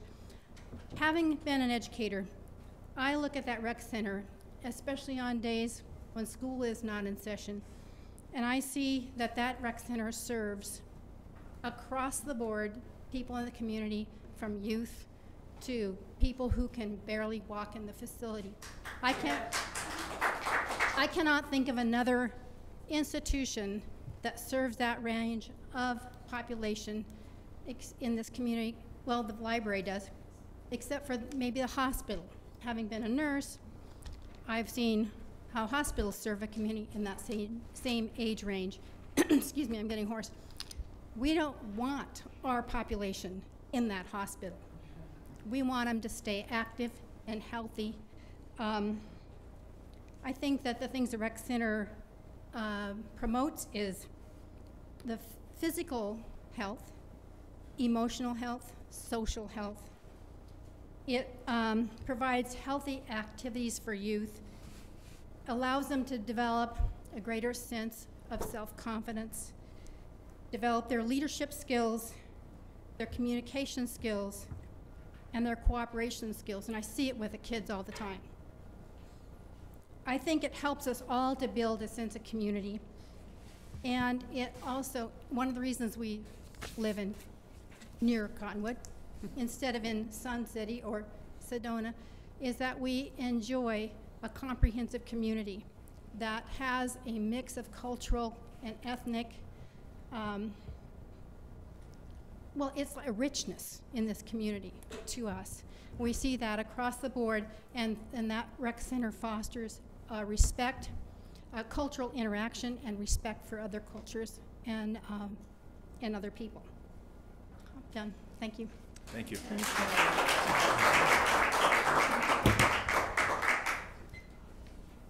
Thank you. You bet. Carol, is it Macklin? Okay.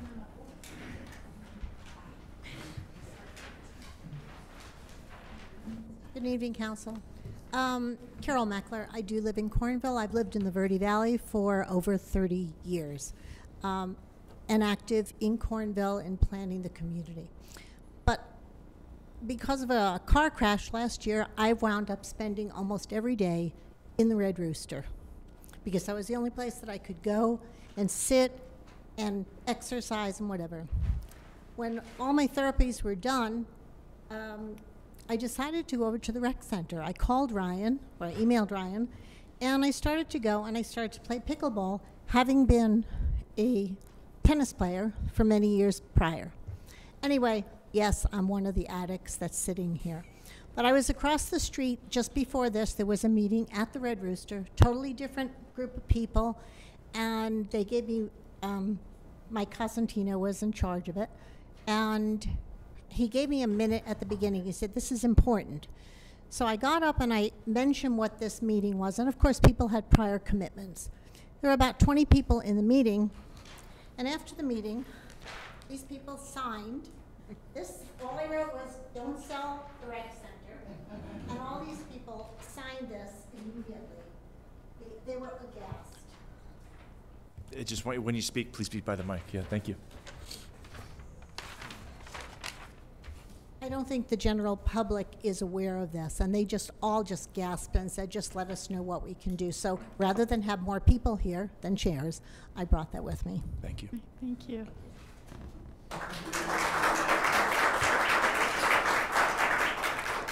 Any other members of the public like to address council? No? Okay. I think we should get a coalition of pickleball players together, right? Yeah. Thanks for sharing your passion. I'd like to make one last comment before. Sure. I forgot to say. We would really like some direction from you if you want us to pursue any of these options. So if you want us to pursue increasing sales tax, if you want us to pursue getting more numbers for cost cutting, we would like you to tell us what you want us to do.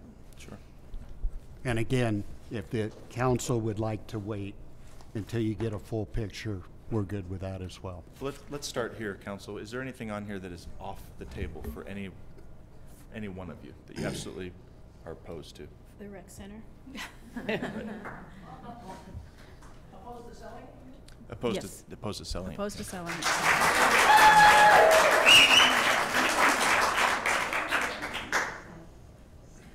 Is there anything else? Off. I didn't think of it that way. I wrote down the things that I'm more in favor of, but I agree with Terry, you know, on the sales tax. I think it's a no-brainer as well. You know,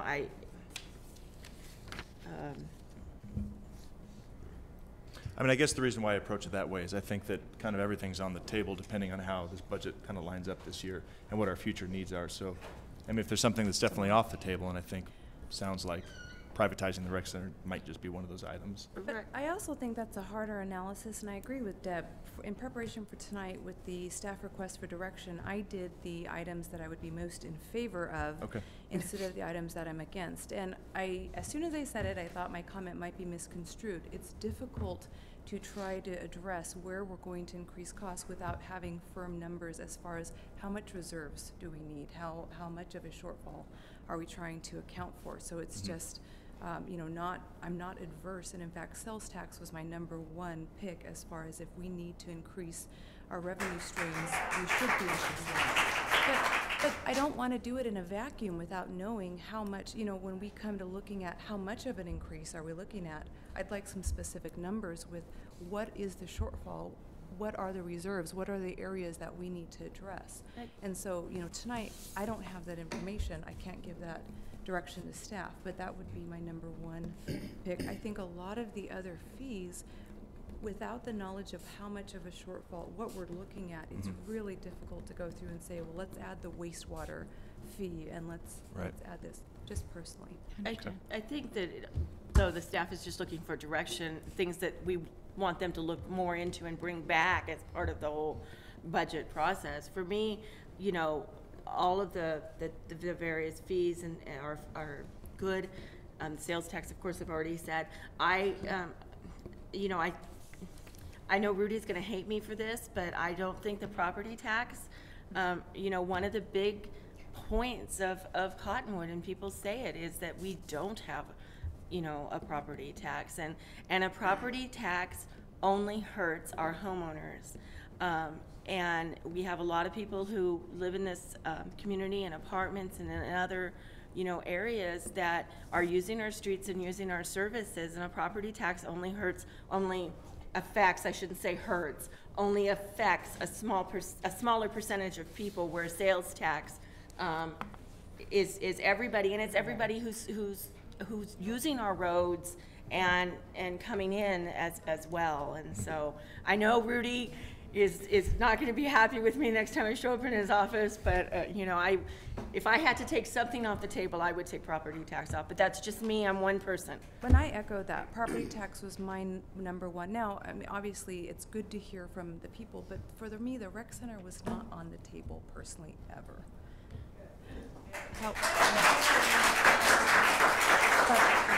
I just want to say quickly, I really do appreciate your enthusiasm, but if we could keep the applause down while we have our conversation, I would appreciate it. Thank you. But I agree with Deb. The property tax affects the people that live here, the businesses that buy a commercial building, and that's something that is added to their bottom line instead of a pass-through at the top, such as a sales tax, which, again, when we're considerably lower than our neighbors that also have a property tax and a fire district tax, you know, that's something that we can share with everybody that comes here. We spend so much money on marketing and getting people here. I think that those people using our services, using our infrastructure should you know, pay a little bit of a fair rate compared to other communities.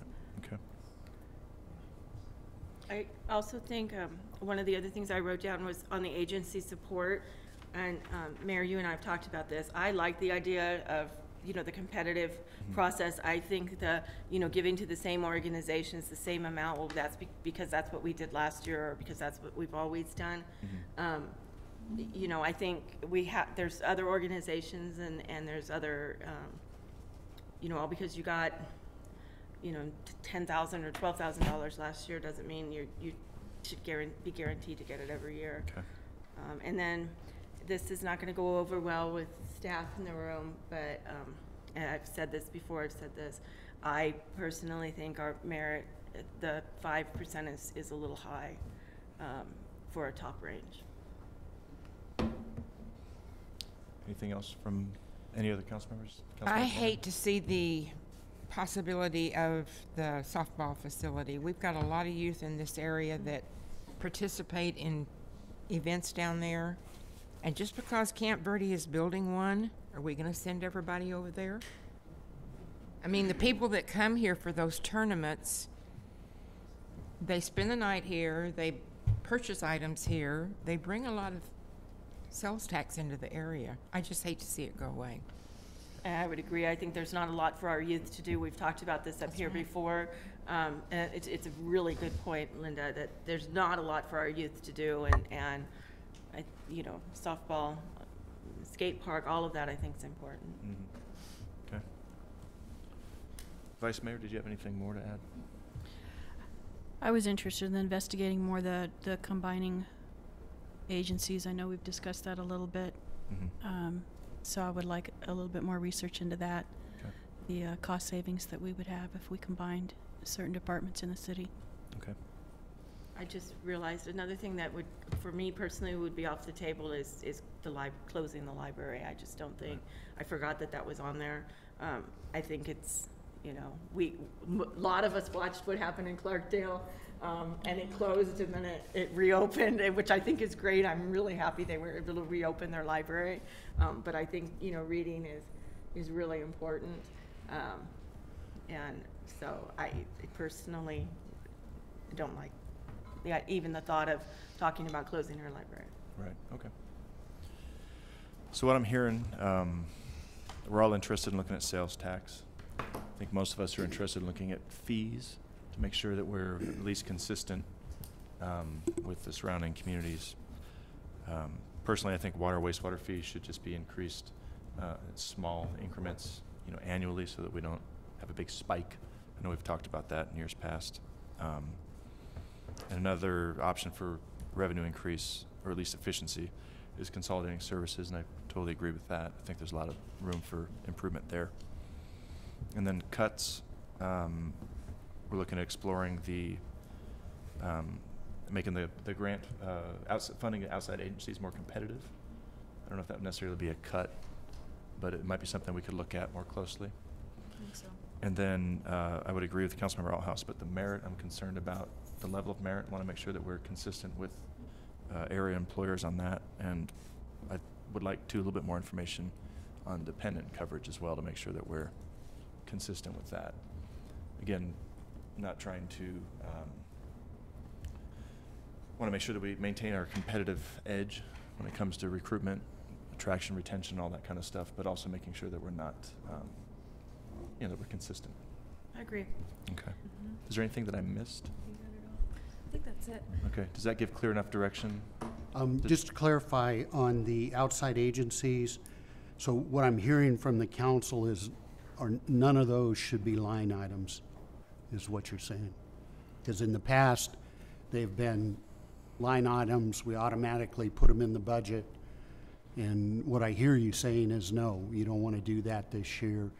Each of those needs to come up and justify why they should get the funding they do. I think we probably, in my opinion, we need a line item with the dollars, a dollar amount, and maybe it's not as much. Okay.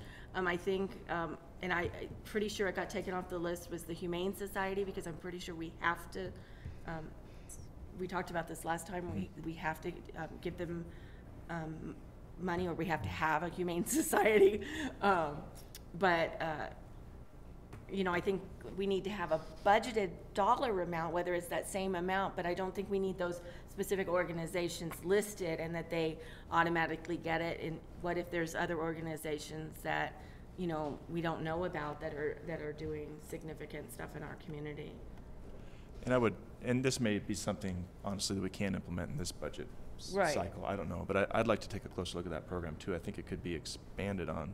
The community grants? Yeah, the community grants program, and also just the way we fund outside agencies. I'd like to make sure that we tie that to some sort of measurable outcome.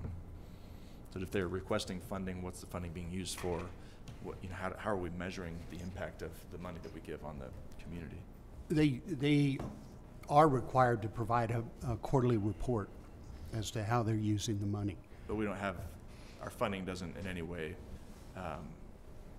isn't tied to that quarterly report in any No. way, right? And I think we'd like to know, you know, and I pulled up the list of exactly, you know, I mean, we're giving you this money, I'll just pull Birding Festival out. You know, we're giving you $2,000, but what is Cottonwood gaining from that $2,000? Or Old Town Association, you know, every year we give them $10,000. Well, what's the benefit to us? And would that $10,000 be better given somewhere else? And, you know, what's the money actually being used for? Some of them, I think, you know, we know, like the senior center, but others, you know, you all know what I'm saying. What? Absolutely. I mean, I'll give my 2 cents in that, like the Birding Festival, because you might not know, brings more people into Cottonwood than any other event that we have. So that's the benefit. But do they need to sell themselves and tell us that so that we understand what they're doing? Give us the numbers. Absolutely. Right, and I didn't know that, and so I think it's important for the public to see that too. Well, we're giving them $2,000. Well, why? You know, is it just because they got $2,000 the last, you know, 3 years, or, you know? And I think if we had, you know, like you're suggesting, if we had a base amount that is going to be allotted to these agencies, depending on the kind of service they provide. But if we did have a revolving amount that they could apply for competitively, it could be a real watershed for a particular 501c3 if they were to get additional funding that year through the competitive grant process, where they could really have a much bigger impact on our community for that given budget cycle, which I think might be a benefit to all nonprofits in the area.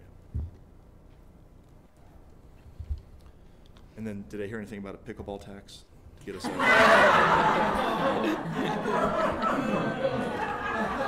All right. Not for me.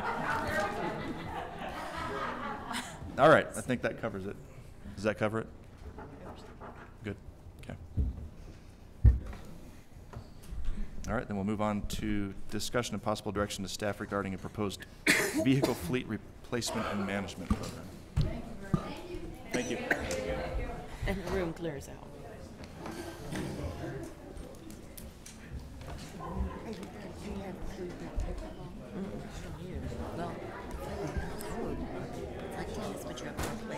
Thank you. Pull up a picture for you.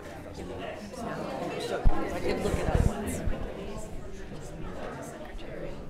Oh, it's okay. I wasn't going to forget. I respond to that, so. They were all giving me eyes. Yeah. I didn't think you'd forget, but, you know. Some days. Kick me.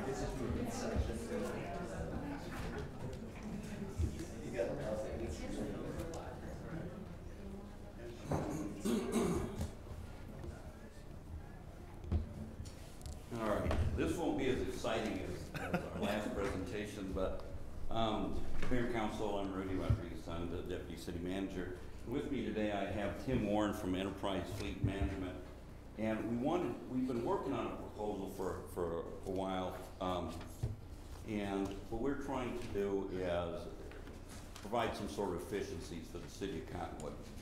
And with that being said,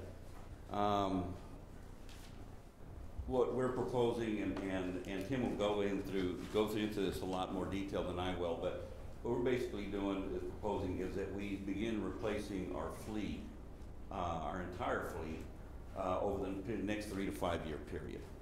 And one of the things we've found is that one of our oldest vehicles happen to be our police department vehicles. They're some of our most high mileage and some of our oldest fleet. And we've been replacing them 2, possibly 3 a year, and it's just not keeping up with their need. Consequently, our costs are going through the roof, our fuel costs are going through the roof. A lot of it has to do with, of course, the high mileage. And of course, we find that our vehicles, our fleet our current fleet right now is nowhere near as efficient as a new fleet. A few years ago, the president required that we had increased our mileage numbers, and they have been increasing dramatically, while our old fleet has been basically losing numbers just because of age alone. Again, the first phase of the program is to replace our police department fleet. Of course, unfortunately, there's an issue with the police department with emergency vehicles, is because they're usually our high mileage vehicles, and we will have to probably supplement with some sort of a number of white units, which are basically, those are more administrative. But currently, we're looking at 32 vehicles, emergency vehicles. Well, not emergency vehicles, but police department vehicles. Some of them being emergency, others being administrative, and others being undercover.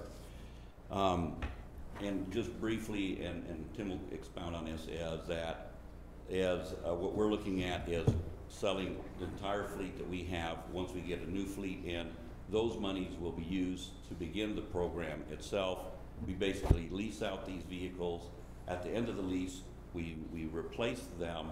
All the money that comes out of replacing them, which will be lower mileage, well-maintained vehicles, goes back into the program, and that basically keeps the program going. And this will expand to all the other departments.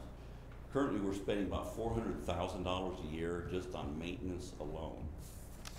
And we can see where some of those monies will go into, if not break even on trying to implement this program along with those vehicles that we'll be replacing.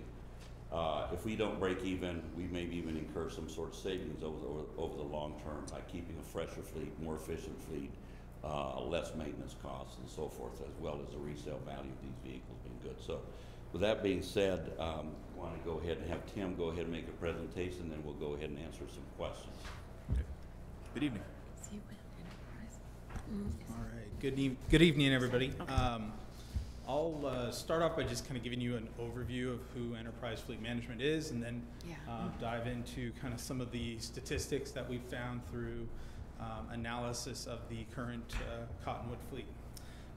Enterprise, obviously you recognize the logo from the rental car company, but we are actually a company that is under the same umbrella, but we work with businesses and local government to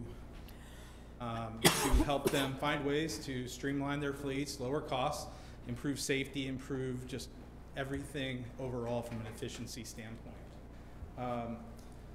You know, we've been in business for about 60 years. We're a privately held company based in St. Louis, Missouri.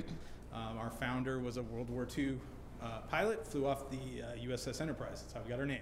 Not very many people know that. But from a fleet standpoint, we've been working with Rudy and some other folks within the city for about 6 months, and we've gotten some fleet data. We've gotten some fleet data cleaned up over that time, and we think we have a pretty good picture of where you guys are at today. Currently, just based on the white fleet, so we look at the fleet in kind of two different ways. So you've got your police fleet, which is kind of its own animal, public safety. There's different considerations that go into how you replace those vehicles and how those vehicles are used versus what I'll call the white fleet. Those are your pickup trucks, your sedans, things like that, light duty vehicles that typically have a much lower usage pattern. So within the current white fleet, 86% of those vehicles were over 10 years of age. The average age was 14.4 years, and it's taking you guys, you're currently on about a 17-year cycle, so that's how often you're replacing vehicles. Rudy mentioned it, older vehicles have higher fuel costs, higher maintenance costs. There's an increase in downtime, so it hinders productivity, and potentially what we've found is that there is the opportunity to also right-size the fleet because of older vehicles. There are spares that are kept around. On the police department side of things, 78% of that fleet is 10 years of age or older, and the average age a little bit better than the white fleet, but 11.6 years. So ultimately, our goal is to work with the city to help find ways to consistently replace vehicles, shortening that life cycle from 17 years on the white fleet down to 5 years, and then utilizing our resources as a transportation company to reduce costs. So whether that's helping you to acquire vehicles at the lowest possible cost point, managing maintenance to a lower dollar amount. We're projecting maintenance on new vehicles that we could fix your maintenance costs at $28.81, kind of across the board per vehicle per month. So substantial reduction in maintenance costs. Increasing the resale value when we do get to that 5-year point. That's one of the big ways we're able to help reduce costs. The city has the ability to buy vehicles very, very low with the state contract.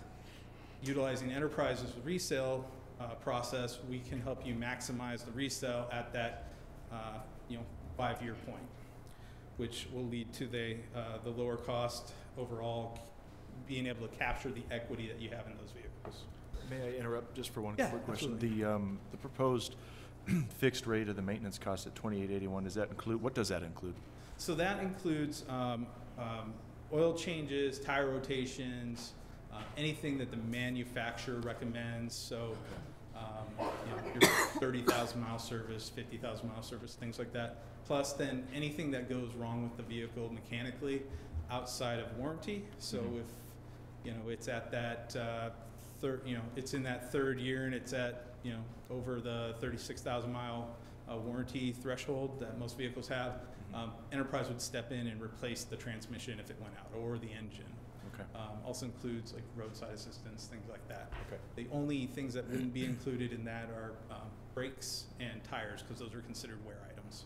Brakes and tires, okay. Right. But given the mileage pattern for the white fleet, in 5 years, you typically aren't going to even really be going through a set of brakes or tires from a wear standpoint. Okay. You may have failure from a road hazard or dry rot or things like that. Okay. But nothing from a wear standpoint. Thank you. So from a safety standpoint, that's the other big area that this type of program will really help the city, increasing safety. There's been huge safety advancements across the board with the auto manufacturers since 2008.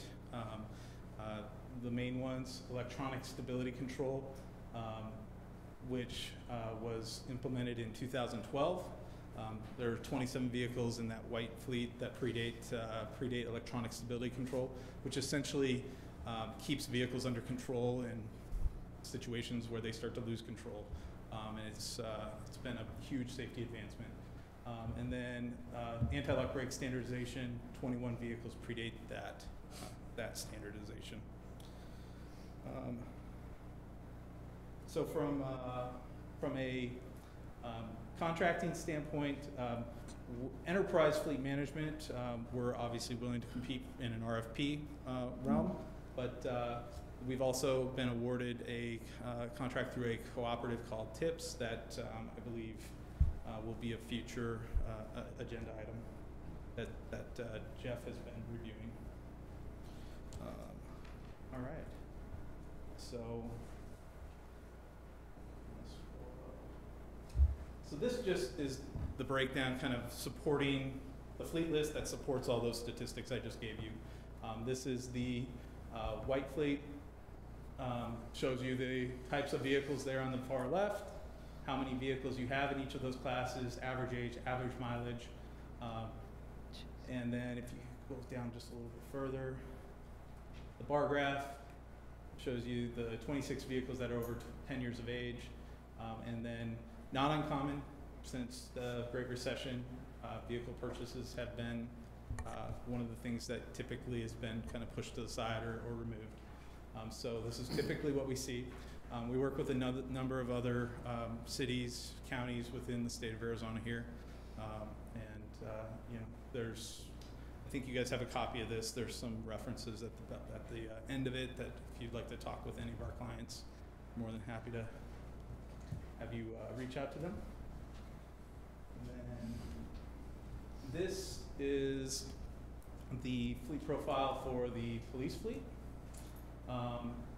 And so this shows you, and I believe this is actually the profile before we kind of cleaned it up. The actual total numbers of police vehicles is lower than 52. Some of those vehicles that were on the original list had already been disposed of. But just kind of gives you that same breakdown of vehicles, and there were 41 in this list that were over 10 years of age.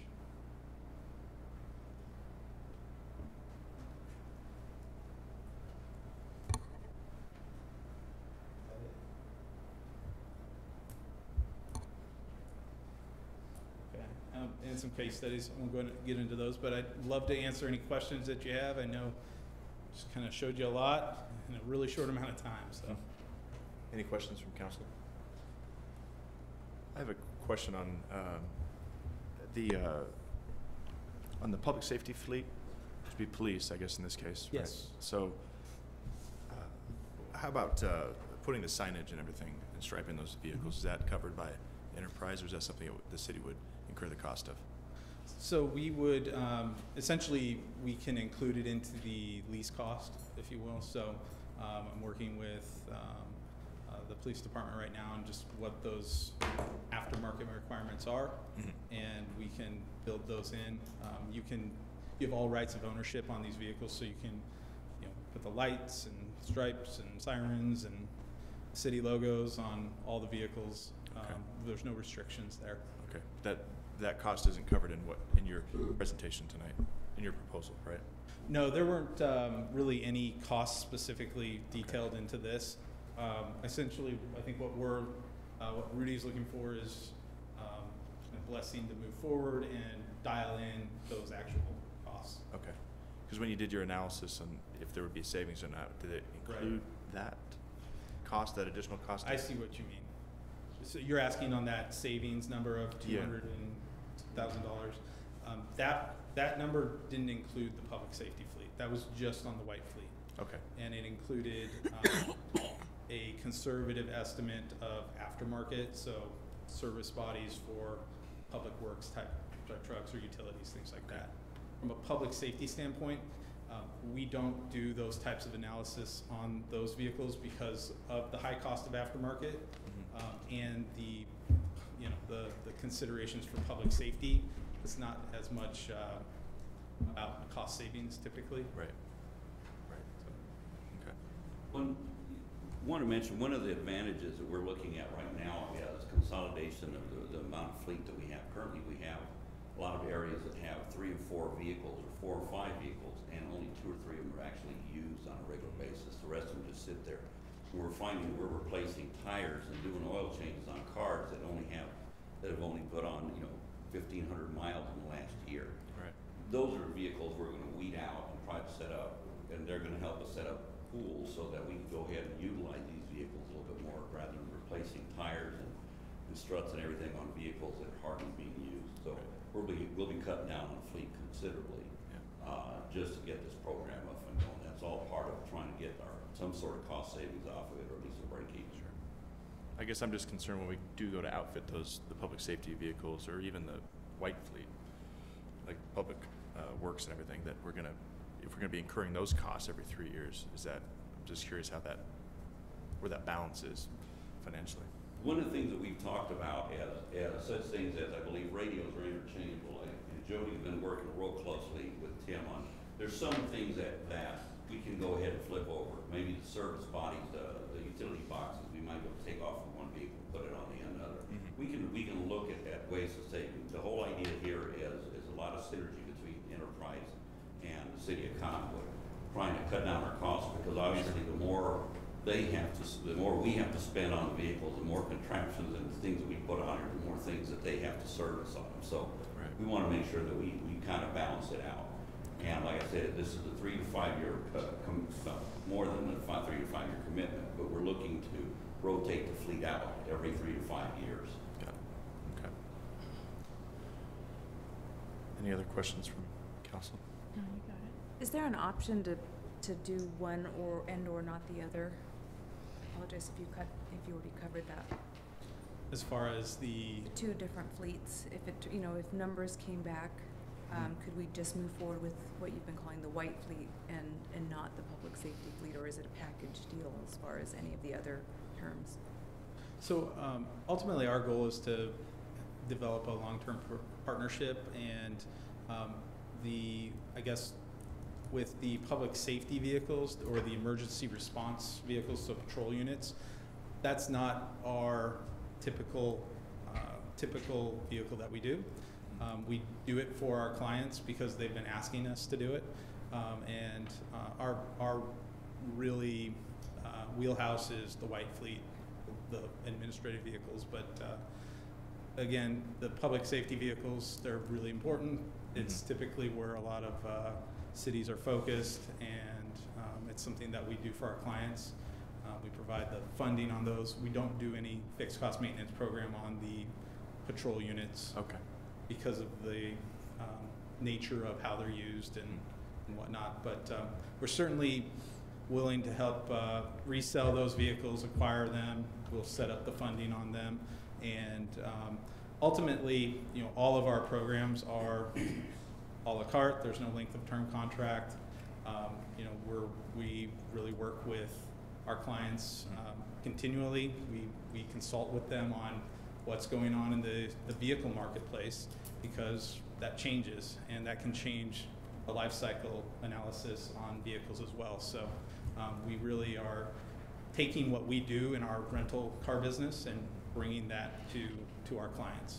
Okay. Thank you. I have a question now that it sparked me on the police force, or the police fleet. What about our motorcycle? That's completely separate, right? They don't. Okay. They don't rent those. Trying to get Fortunately, those we don't guys do back motorcycles. in Harleys instead Motorcycles, of. ambulances, fire trucks. Okay. And generally, the motorcycles are purchased on a Governor's Office of Highway Safety grant, so we just purchase them and turn them back in when they've got enough miles. Can you go into some more detail on the RFP process, whether or not we'd use that, or you go with the state? You said you have a state contract. We don't have a state contract. Vehicle purchases are done through the state contract pricing. Okay. But from an enterprise contract, we've got a few co-ops out there. We've got RFPs that are piggybackable. Oh, it's a cooperative. Okay. So yeah, most of our clients, actually, all of our clients in Arizona, except for one, are utilizing TIPS, which is the interlocal purchasing system. Okay. So we wouldn't need to go out for an RFP on this proposal. Okay. It seems to make a lot of sense to me to pursue this. At least look into it further to get some concrete numbers and terms. I agree. Certainly, the next step for us is buttoning up exactly how many vehicles we need in the police department. And I have to stress it's the police department, because they're the ones who have some of our older vehicles, more high mileage vehicles.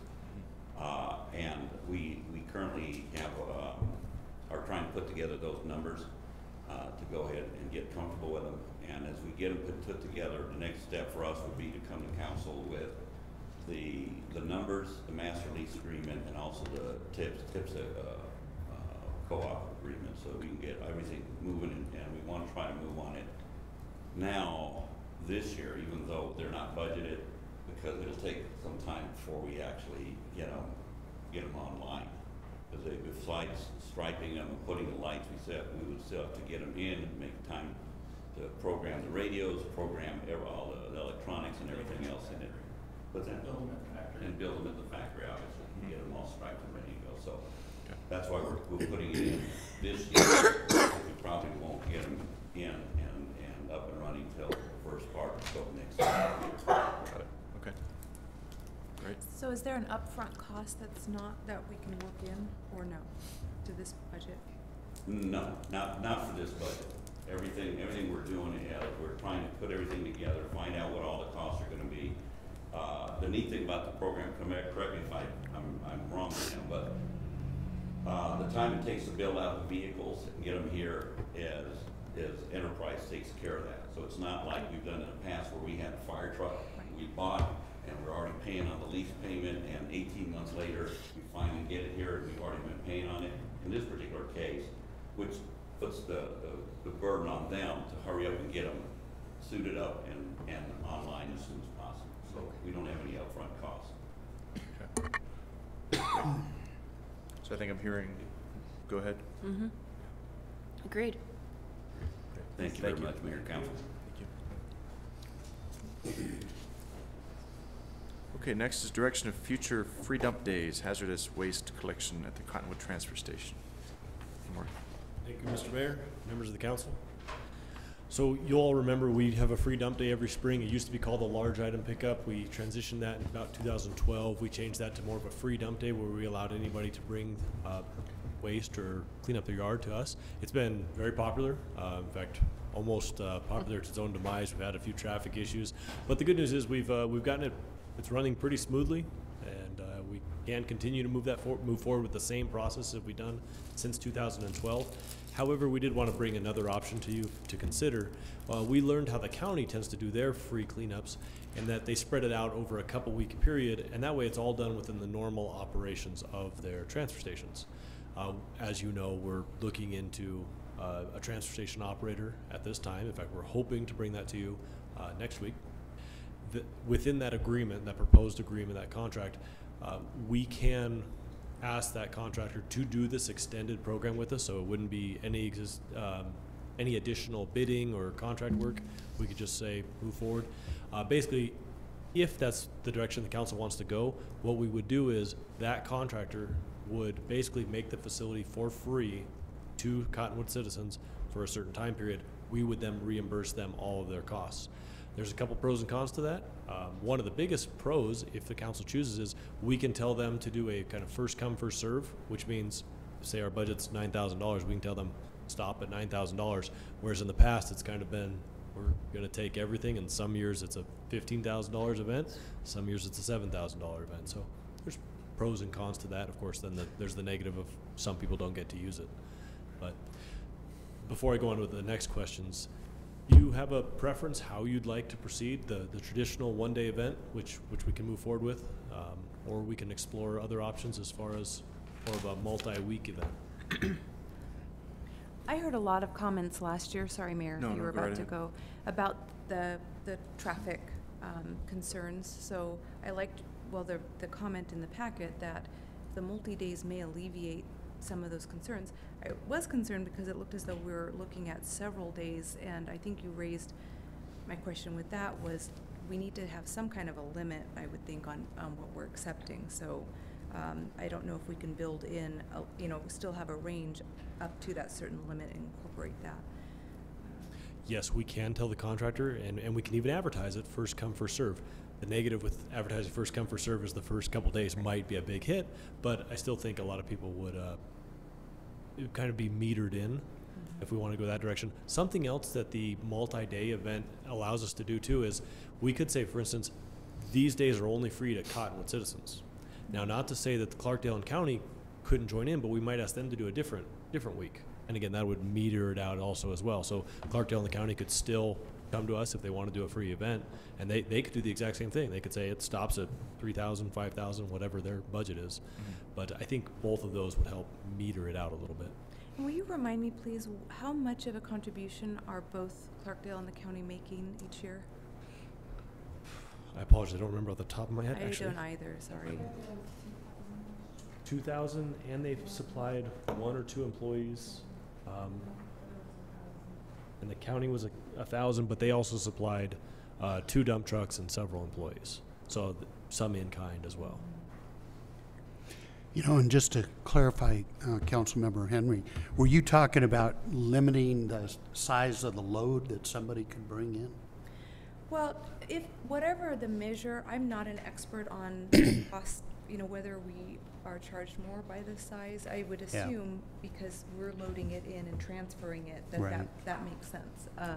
So if that's what we need to do, I'm concerned about a global event cost and how we say, okay, we've reached whatever we decide to budget for this item, this event. We're done now, even if we have 2 more days of, there was a range of 4 days, I think, in the packet proposed.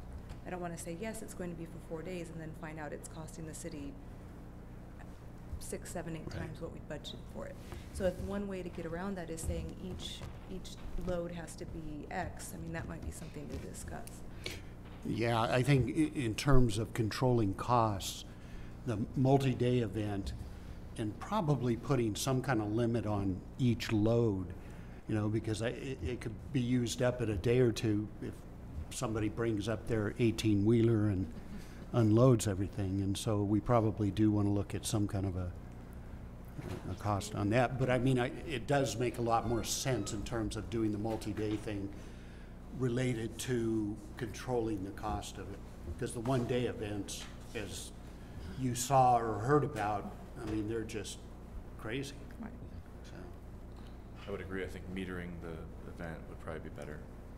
Maybe, you know, for a morning and then one day afternoon for the next day, just so we can kind of control the cost a little bit more and spread it out for people who might not be able to attend that one chaotic day. Something else the council might consider, Mayor, if you don't mind, I apologize to jump in there. This is both good and bad, and there's pros and cons to it. Sometimes the event gets taken advantage of. For instance, some property owners will come 8, 9, 10 times. You could propose a limit per property. Mm-hmm. On the other hand, those may be the properties you want to get cleaned up. So it goes both ways. Yeah. Councilmember Aldhouse. This is going to be extremely unpopular comment, but I'm going to say it anyways.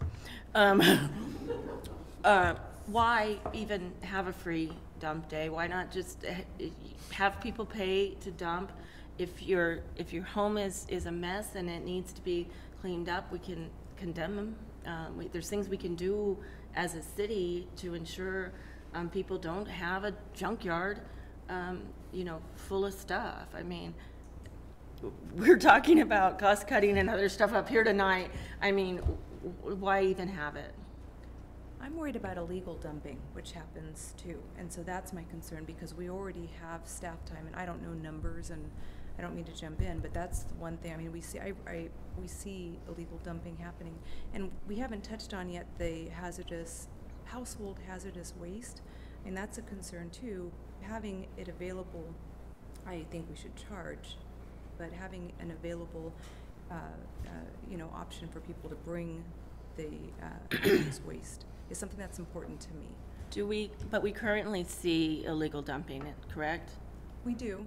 And we currently offer a free dump day or a free dump, and the county offers it. So I'm just, having that conversation. I mean, we're currently seeing it anyways. So I mean, yes, it might increase, but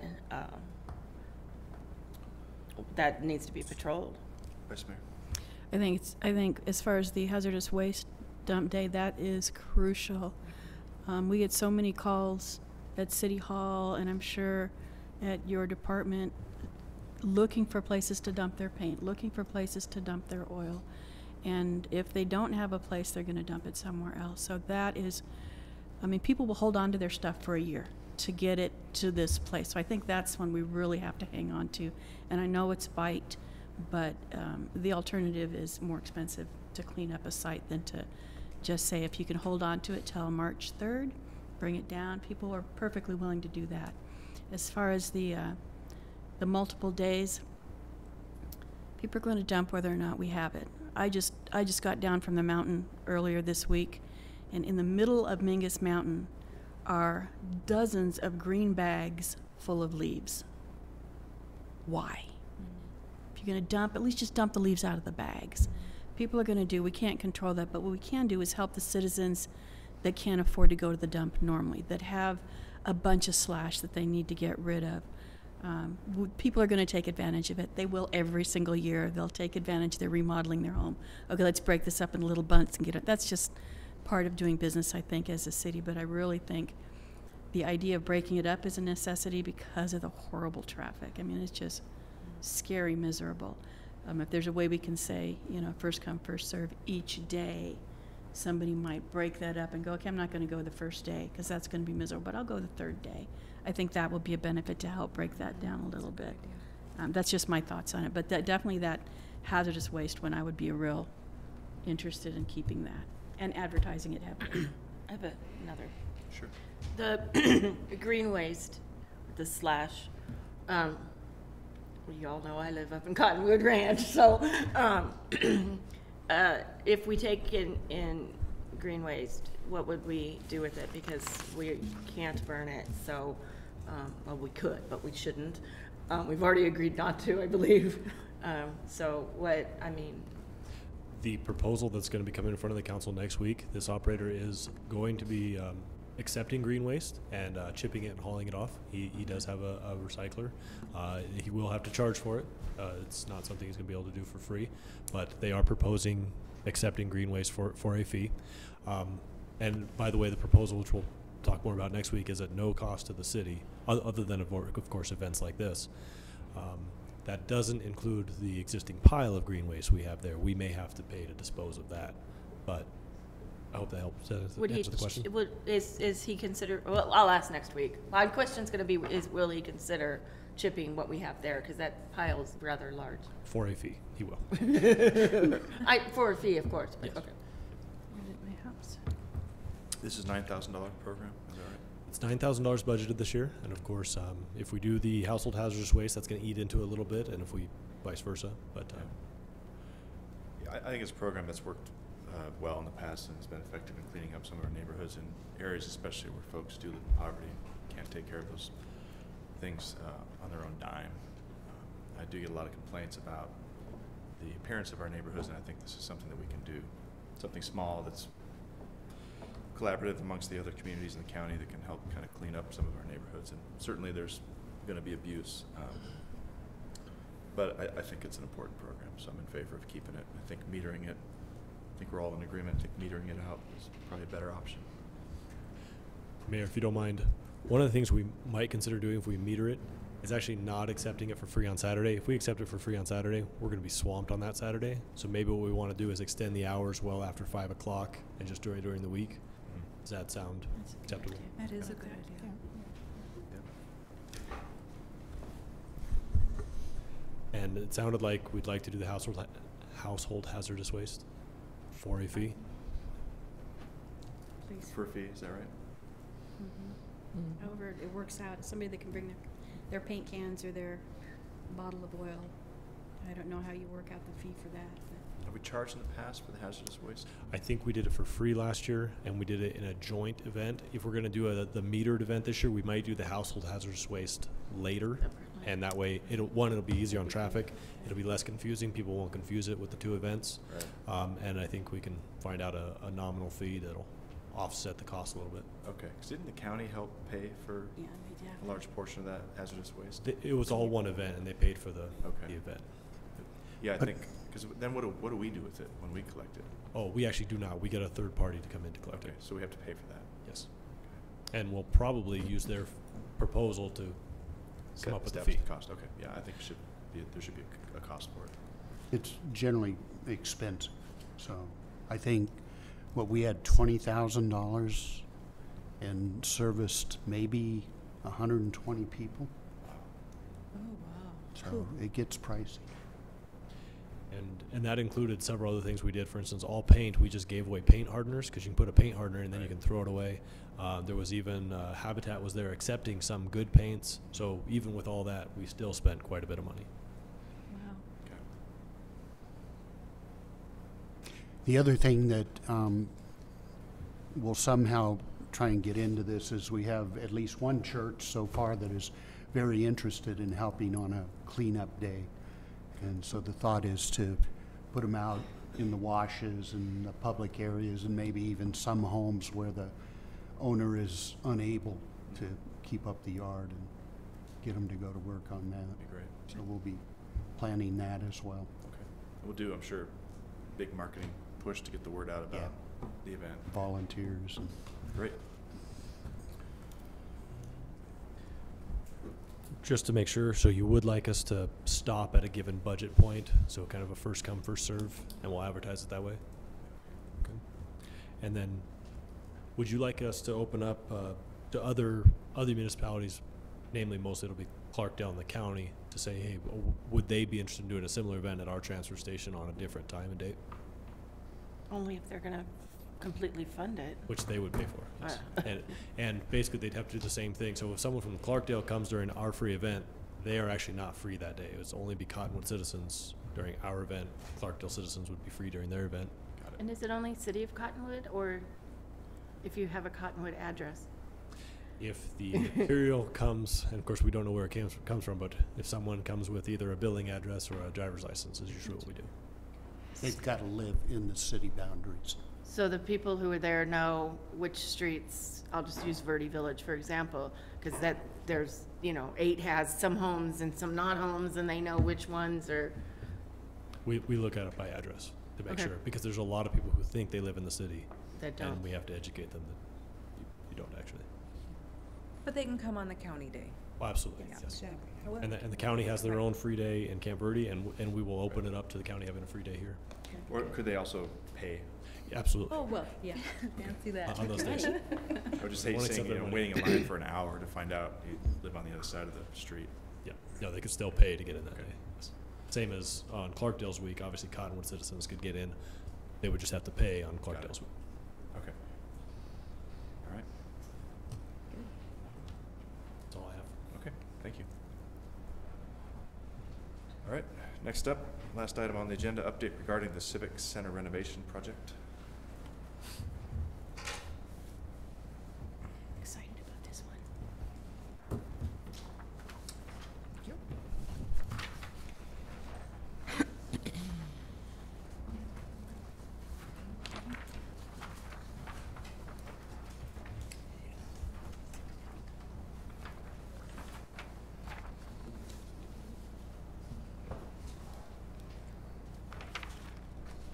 Mayor, Council, Hezekiah with the Parks Recreation Department. I'm kind of representing the team tonight. Kirsten, Richard, Barron, and Jeff. We've been kind of leading this project, Barron probably mostly, in her department. First of all, it's interesting that we always try to remember why we're doing certain things, and the facility was built or designed in 1938. And it was a WPA project that was a $5.4 billion initiative to put America back to work. And we have one of those treasures in our community. And it's interesting that today, after the Great Recession, we're again investing into the Civic Center facility. So, tidbit of information. It also provides a sense of place and kind of our anchor for culture within the community. So, we're proud it's an asset. Just a rundown on the project. The city's CDBG grant award was $280,153. That was for design and construction. $29,000 was for admin for NACOG. The county CDBG award was $285,000 for construction. City's general fund contribution was $124,650 for HVAC, $180,000 for council directed after the fact, for total project revenues of $898,803. So what happened was, it's an older facility, obviously. There's make no bones about it. It's old. So when you start digging into the facility, the walls, construction work, you start finding things that you necessarily didn't see in the plans. And so these first bit of items, we had a $30,000 contingency fund, to which asbestos took up a chunk, maintenance receptacles, end-of-line cleanouts, duct sealing, additional demo, gable vents, upgrading conductors and conduit, soffit, and entryways, crawl space duct, and point of connections, which totaled $30,478. So we went over contingency by $478. So staff, realizing kind of the trend and where the project's going, looking at the timeline, we knew we needed to figure out some ways to get some additional revenue within the already budgeted total cost of the project. So with the deputy city manager's advice, we looked at taking some items outside of the scope of the project, KCS's scope. So one of those items was the wood floor at $23,200. We were able to work with Cottonwood Oak Creek School District as well as American Heritage and combine our buying power to actually take that outside of KCS's contract. And we got it done for $7,446, so saving almost $15,000 on what was originally budgeted through KCS. And then basically what we did is we took those items at that paragraph that starts with "as a result," kind of critical items that needed to be done, and we were able to put those back into the project on the back side of the sheet. So project dollars saved through Omitted items / wood floor savings was a total of $27,113.15. So basically, those are the items that have the omit in front of them, minus what the savings was, or the actual cost, $7,446, that we were able to procure the wood floor for. So then you take the critical project items total cost, which is that kind of center paragraph as a result, which consists of additional upper wall texture, window insert, temp heating, exterior north and south door lights, power for hand dryers, for a total of $13,000, which also includes the $478, which we went over on the $30,000 contingency. We were able to put those back into the project, and then our total net after that was $13,209.15. NACOG got back to us today, and they're going to give back to the project $2,000 that was in their kind of marketing budget that they haven't used. We were able to get a painting rebate because the original contractor had painting the ceiling and 4 feet down, which we realized that we don't need to paint that because it's kind of a sound insulation. So that added to our kind of slush fund, I guess. APS came back to us and stated that they're not going to charge us because of our fees being upgraded, our usage fees and the service. They're actually going to give us our $1,000 fee back and then not charge us to do the upgrade, which is great. So then that goes to omitted items without floors, total $11,360. And then so our total net after that, I changed it on your paper, sorry. Hope you can read my handwriting. It's $5,100.15 in the positive. After our building inspector went through the facility, he found that we need an access hatch underneath the to get to the crawl space. So we're looking at doing that underneath the stage. But the stage also acts as a plenum for the HVAC system, so it has to be airtight. So what they're looking to do is cut a hole in the floor, but make it to where it's airtight and it can be lifted out if we need to access the crawl space. That's $877. The other side of the coin is that APS, because of the process and how long it takes and design and engineering, it went past what was needed, for example. So the original project completion date was like February 7th. We pushed that out to March 1st. APS should have the new upgraded panel the week of February 26th, but it's still going to push the project out a little past that March 1st date because they have to fire up all the mechanical equipment and test everything. And didn't do final inspections. So it'd be about $1,000 a day for each day we go over March 1st. We don't know what that's going to be. Contractor is estimating anywhere between a week to 3 weeks.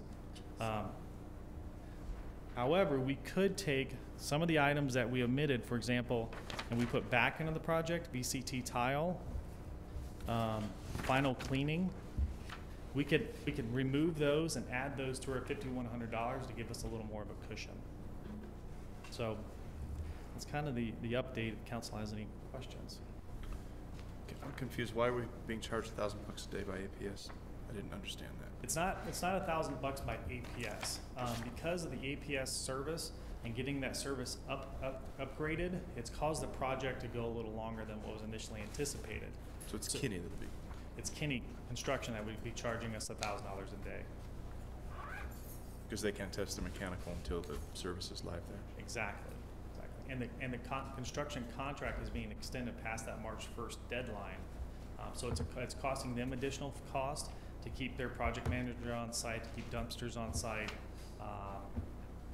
you name it down the list. Were the APS upgrades part of the original contract? They were.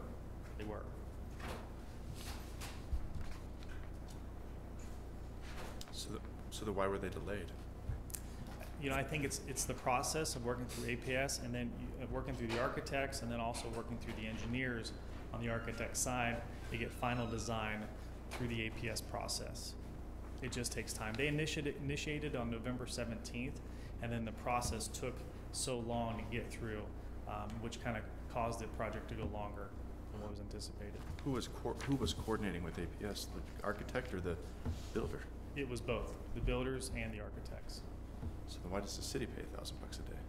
Because the project went over its timeline. Not based off the city's, I mean, we weren't managing the project, it was Kinney Construction managing the project. Right, but I guess you can consider it an unforeseen item. It wasn't the fault of Kinney Construction nor the architects. It was the fault of APS? Am I the only one confused? No, I'm not following either, and it might help to even just pull out the contract and review it again and see. I was just going to add to that. I know that APS, in their circumstances, has a massive backlog. They've lost a lot of their employees, and so I think that was part of the reason why APS has had some issues. When we contacted them specifically, it was great having Casey Rooney as part of our group. They immediately were contacted. We got in touch with a local project manager and director out of this area, who then, decisively moved into the scenario and cut the amount of, delayed time out, which probably was another couple, 2-3 weeks even on top of that, because it could have gone even 24 to 26 weeks, according to what their proposed was. But again, it's one of those with APS having an issue. We try to go back on APS and say, well, here's the issue, but then they come back and say, well, we told you from the beginning, from October, as late October, that it could have gone 24 to 26 weeks. Right. And so that's where we were, and so we were just trying to find out more information as to why. Again, APS indicating they've lost, I think, 2 of their main project team up here, and they were relying on another individual, and then that person was pulled out as well. They then, luckily, they transferred everything down to the Phoenix area as quickly as they could to their main engineering department, and superseded a lot that could have been even more intense on our behalf.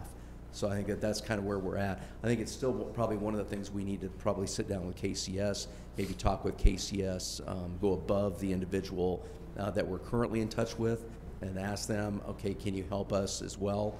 I do know that Mike Thompson has indicated that it might not be $1,000 a week. It might be cut from that because it might not be near as much that has to be done. That they could actually maybe pull their porta-john units, and as well as some of the other things that they would actually have on site, so they wouldn't have to then I think readdress scaling back up again. But we could probably do some of those things, so it might not be that expensive. But that was one of the things that they told us, and I guess that's something we need to probably talk with them more about.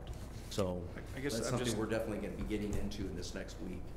It seems like when you deal with APS, they give you a schedule, how far they are before they can make whatever improvements part of the proposed scope and everything. So did they fall behind the schedule that they gave, the contractor and the architect? Jeff corrected me. It wasn't actually included in the original scope of the project to upgrade the panel. It was something they found later on when going through the electrical system that it wasn't going to be adequate based on the needs of the facility. Who found later on? KCS, Kinney Construction. So I have a timeline here from APS. Initial contact was made on Friday, November 17th. Following up, I made contact with the customer the following Tuesday, November 21st. Set up a meeting for November 28th. After the meeting with the contractor and discussing a job, I informed them that what it would take to upgrade their panels. They were unsure if they wanted to do that, and said they would have their engineer double check if they really needed to do the upgrade. December 4th, I received an email stating they were filling out the PIR. December 6th, I replied asking for verification that they wanted to upgrade, to which contractor replied the same day, yes. December 7th, PIR was received. December 14th, a design deposit agreement was created. December 18th, a pro forma was created and sent off to the city along with agreement for signature. January 3rd, I got confirmation from Finance Department that the check was sent out. January 5th, I received a call from the contractor asking for a status update. January 5th at 4:42 p.m., I received the signed agreement. January 12th, I confirmed receipt and informed customer that design was in progress. January 17th. I don't know that we need to go. Do we need to go through all the dates and all that? Am I the only one that's concerned that we're somehow being stuck with $1,000 a day when we're not managing the project, and this is between KCS and EPS and the architect. Yeah, and again, you know, the $1,000 I think is a little bit premature. There's still a lot of negotiations that need to occur before we start paying $1,000 a day. I don't mean to derail the whole conversation on this. I think, you know, I appreciate you finding ways to cut the costs and pull things out of KCS's original estimate. And that's a good thing, so thank you for that work. But it seems like I'm not the only one that's a little concerned about that. Yeah. $1,000, if we could be looking at that. What can we do to help? I mean, that was scary to say $1,000 a day, and we've got $5,000 slush fund. We've got 5 days, and then we're done. 5 days of bad weather or whatever. Who knows what's going to throw it in the bailiwicks? I was actually on the phone with the contractor for about an hour before this meeting, trying to work them down on certain numbers and figure out why and where we're at. So I do think there's possibilities. Continue working them on that, and maybe take it up the ladder within Kinney Construction. But we also have some room in here to make some minor changes that will affect kind of our slush fund at the end. For example, the VCT tile, the downstairs restrooms, that's $2,394. Omit final cleaning, $2,170. We can kind of do that in-house, and we have our own cleaning company that hasn't been cleaning that facility ever since the construction project started. So we've already been saving that money. So we can add to that slush fund, but we can, if council authorizes, we can go back and talk to the contractor and work them down a little more on that $1,000. So we're looking at trying to get the tiles back in the bathroom. We're trying to get the countertops in the kitchen put back together again. Is that we're still looking at doing a complete project? Yes. I think without omitting the VCT tile in the downstairs restrooms, what we found is the concrete is in really good shape down there. So if we can just seal that, we can save that money. Okay. You know, just and want to make sure again, we're getting a complete project at the end. Yeah, taking two things. One, going into a project of this size with a $30,000 contingency on an old building like this, it was really cutting it short. The other thing is, this is a federal project for the most part, and so we're saddled with Davis-Bacon requirements, which increase the cost pretty significantly. And so when you have all these unexpected things come up, it not only delays the project, but obviously it costs a lot more than was anticipated. But still, I think we're going to end up with a good product, and I think we'll be able to negotiate out something that's reasonable, because just to power everything up doesn't take everybody staying on site and all the equipment. Right. You know, and we've used Kinney Construction quite a bit, and we've got a good relationship with them, and so I'm confident we can work something out on this. I hope so, because I know we hired one of the best architects in the state who specializes in these projects, civic, historic restoration projects. They've done much larger ones than this, so something, you know, omitting a panel upgrade should never have happened from day one, I think, personally. I mean, it just seems like that's something that shouldn't have been overlooked. I don't know why we would have to pay the penalty for that. We didn't design it, and we didn't build it. So. And there's another thing we're trying to work out with them regarding the fire line that they ran under the building as opposed to under the ground. And so they're having to come up with a reasonable solution that meets our fire department requirements. Got it. Okay. Yes.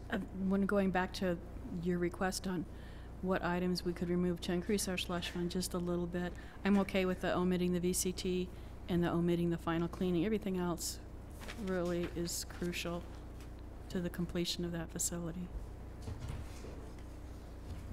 Great. That sounds fine. I'm not sure. I'm guessing VCT is just a type of tile. Yeah, like sorry. a peel and stick tile, basically. So vinyl. Composite tile. Thank you. Ask the guy. I think I agree with Kyle. I mean, the countertop cabinet hardware seem pretty crucial in the kitchen. The repair of the stone wall for the 1500-ish, what does that entail? From my understanding, there was a garbage truck way back when that kind of hit that wall. And if you look, it's the wall on the parking lot side closest to the old Parks and Recreation building. There's kind of a crack through the stone wall, and that would be to repair that. It's in the stairwell. It's nothing structural to the building itself. So, right. Just aesthetics, yeah. So that is something maybe we could put off until later as well.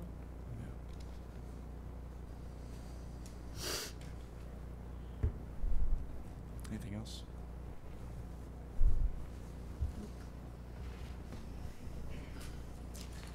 Do you have what you need from us? Yeah, got Okay, everything. great. Thank you. Just so everyone knows, there is a memorial brick program that the Historic Preservation Commission's put together, so you can, right now, get a brick that'll be installed in front of the Civic Center, and all the money that's raised from that program is going to go to fund upgrades at the Civic Center as far as IT and other things that we need over there. So, How do we do that? Who do we contact?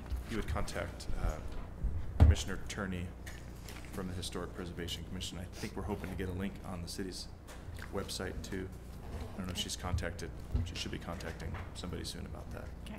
So you can purchase them. You can purchase them. If you want to pay with credit card, you can do that through finance. Or, oh, that's right. You set up a PayPal link too. PayPal, cool. How much were they again, Tim? $100. Yeah. Didn't we also motion to the Yavapai, the money? Yeah, we received $17,800, I think. Yeah, from So is Yavapai. that included? I mean, anywhere? That's being used On to IT, do the you're right. Thank technology you. stuff, so. Thank you. All right. Well, if there's nothing else, then I would move we adjourn. Second. Okay. Mayor made the motion. Vice Mayor seconded. All in favor? Aye. Aye. Thank you.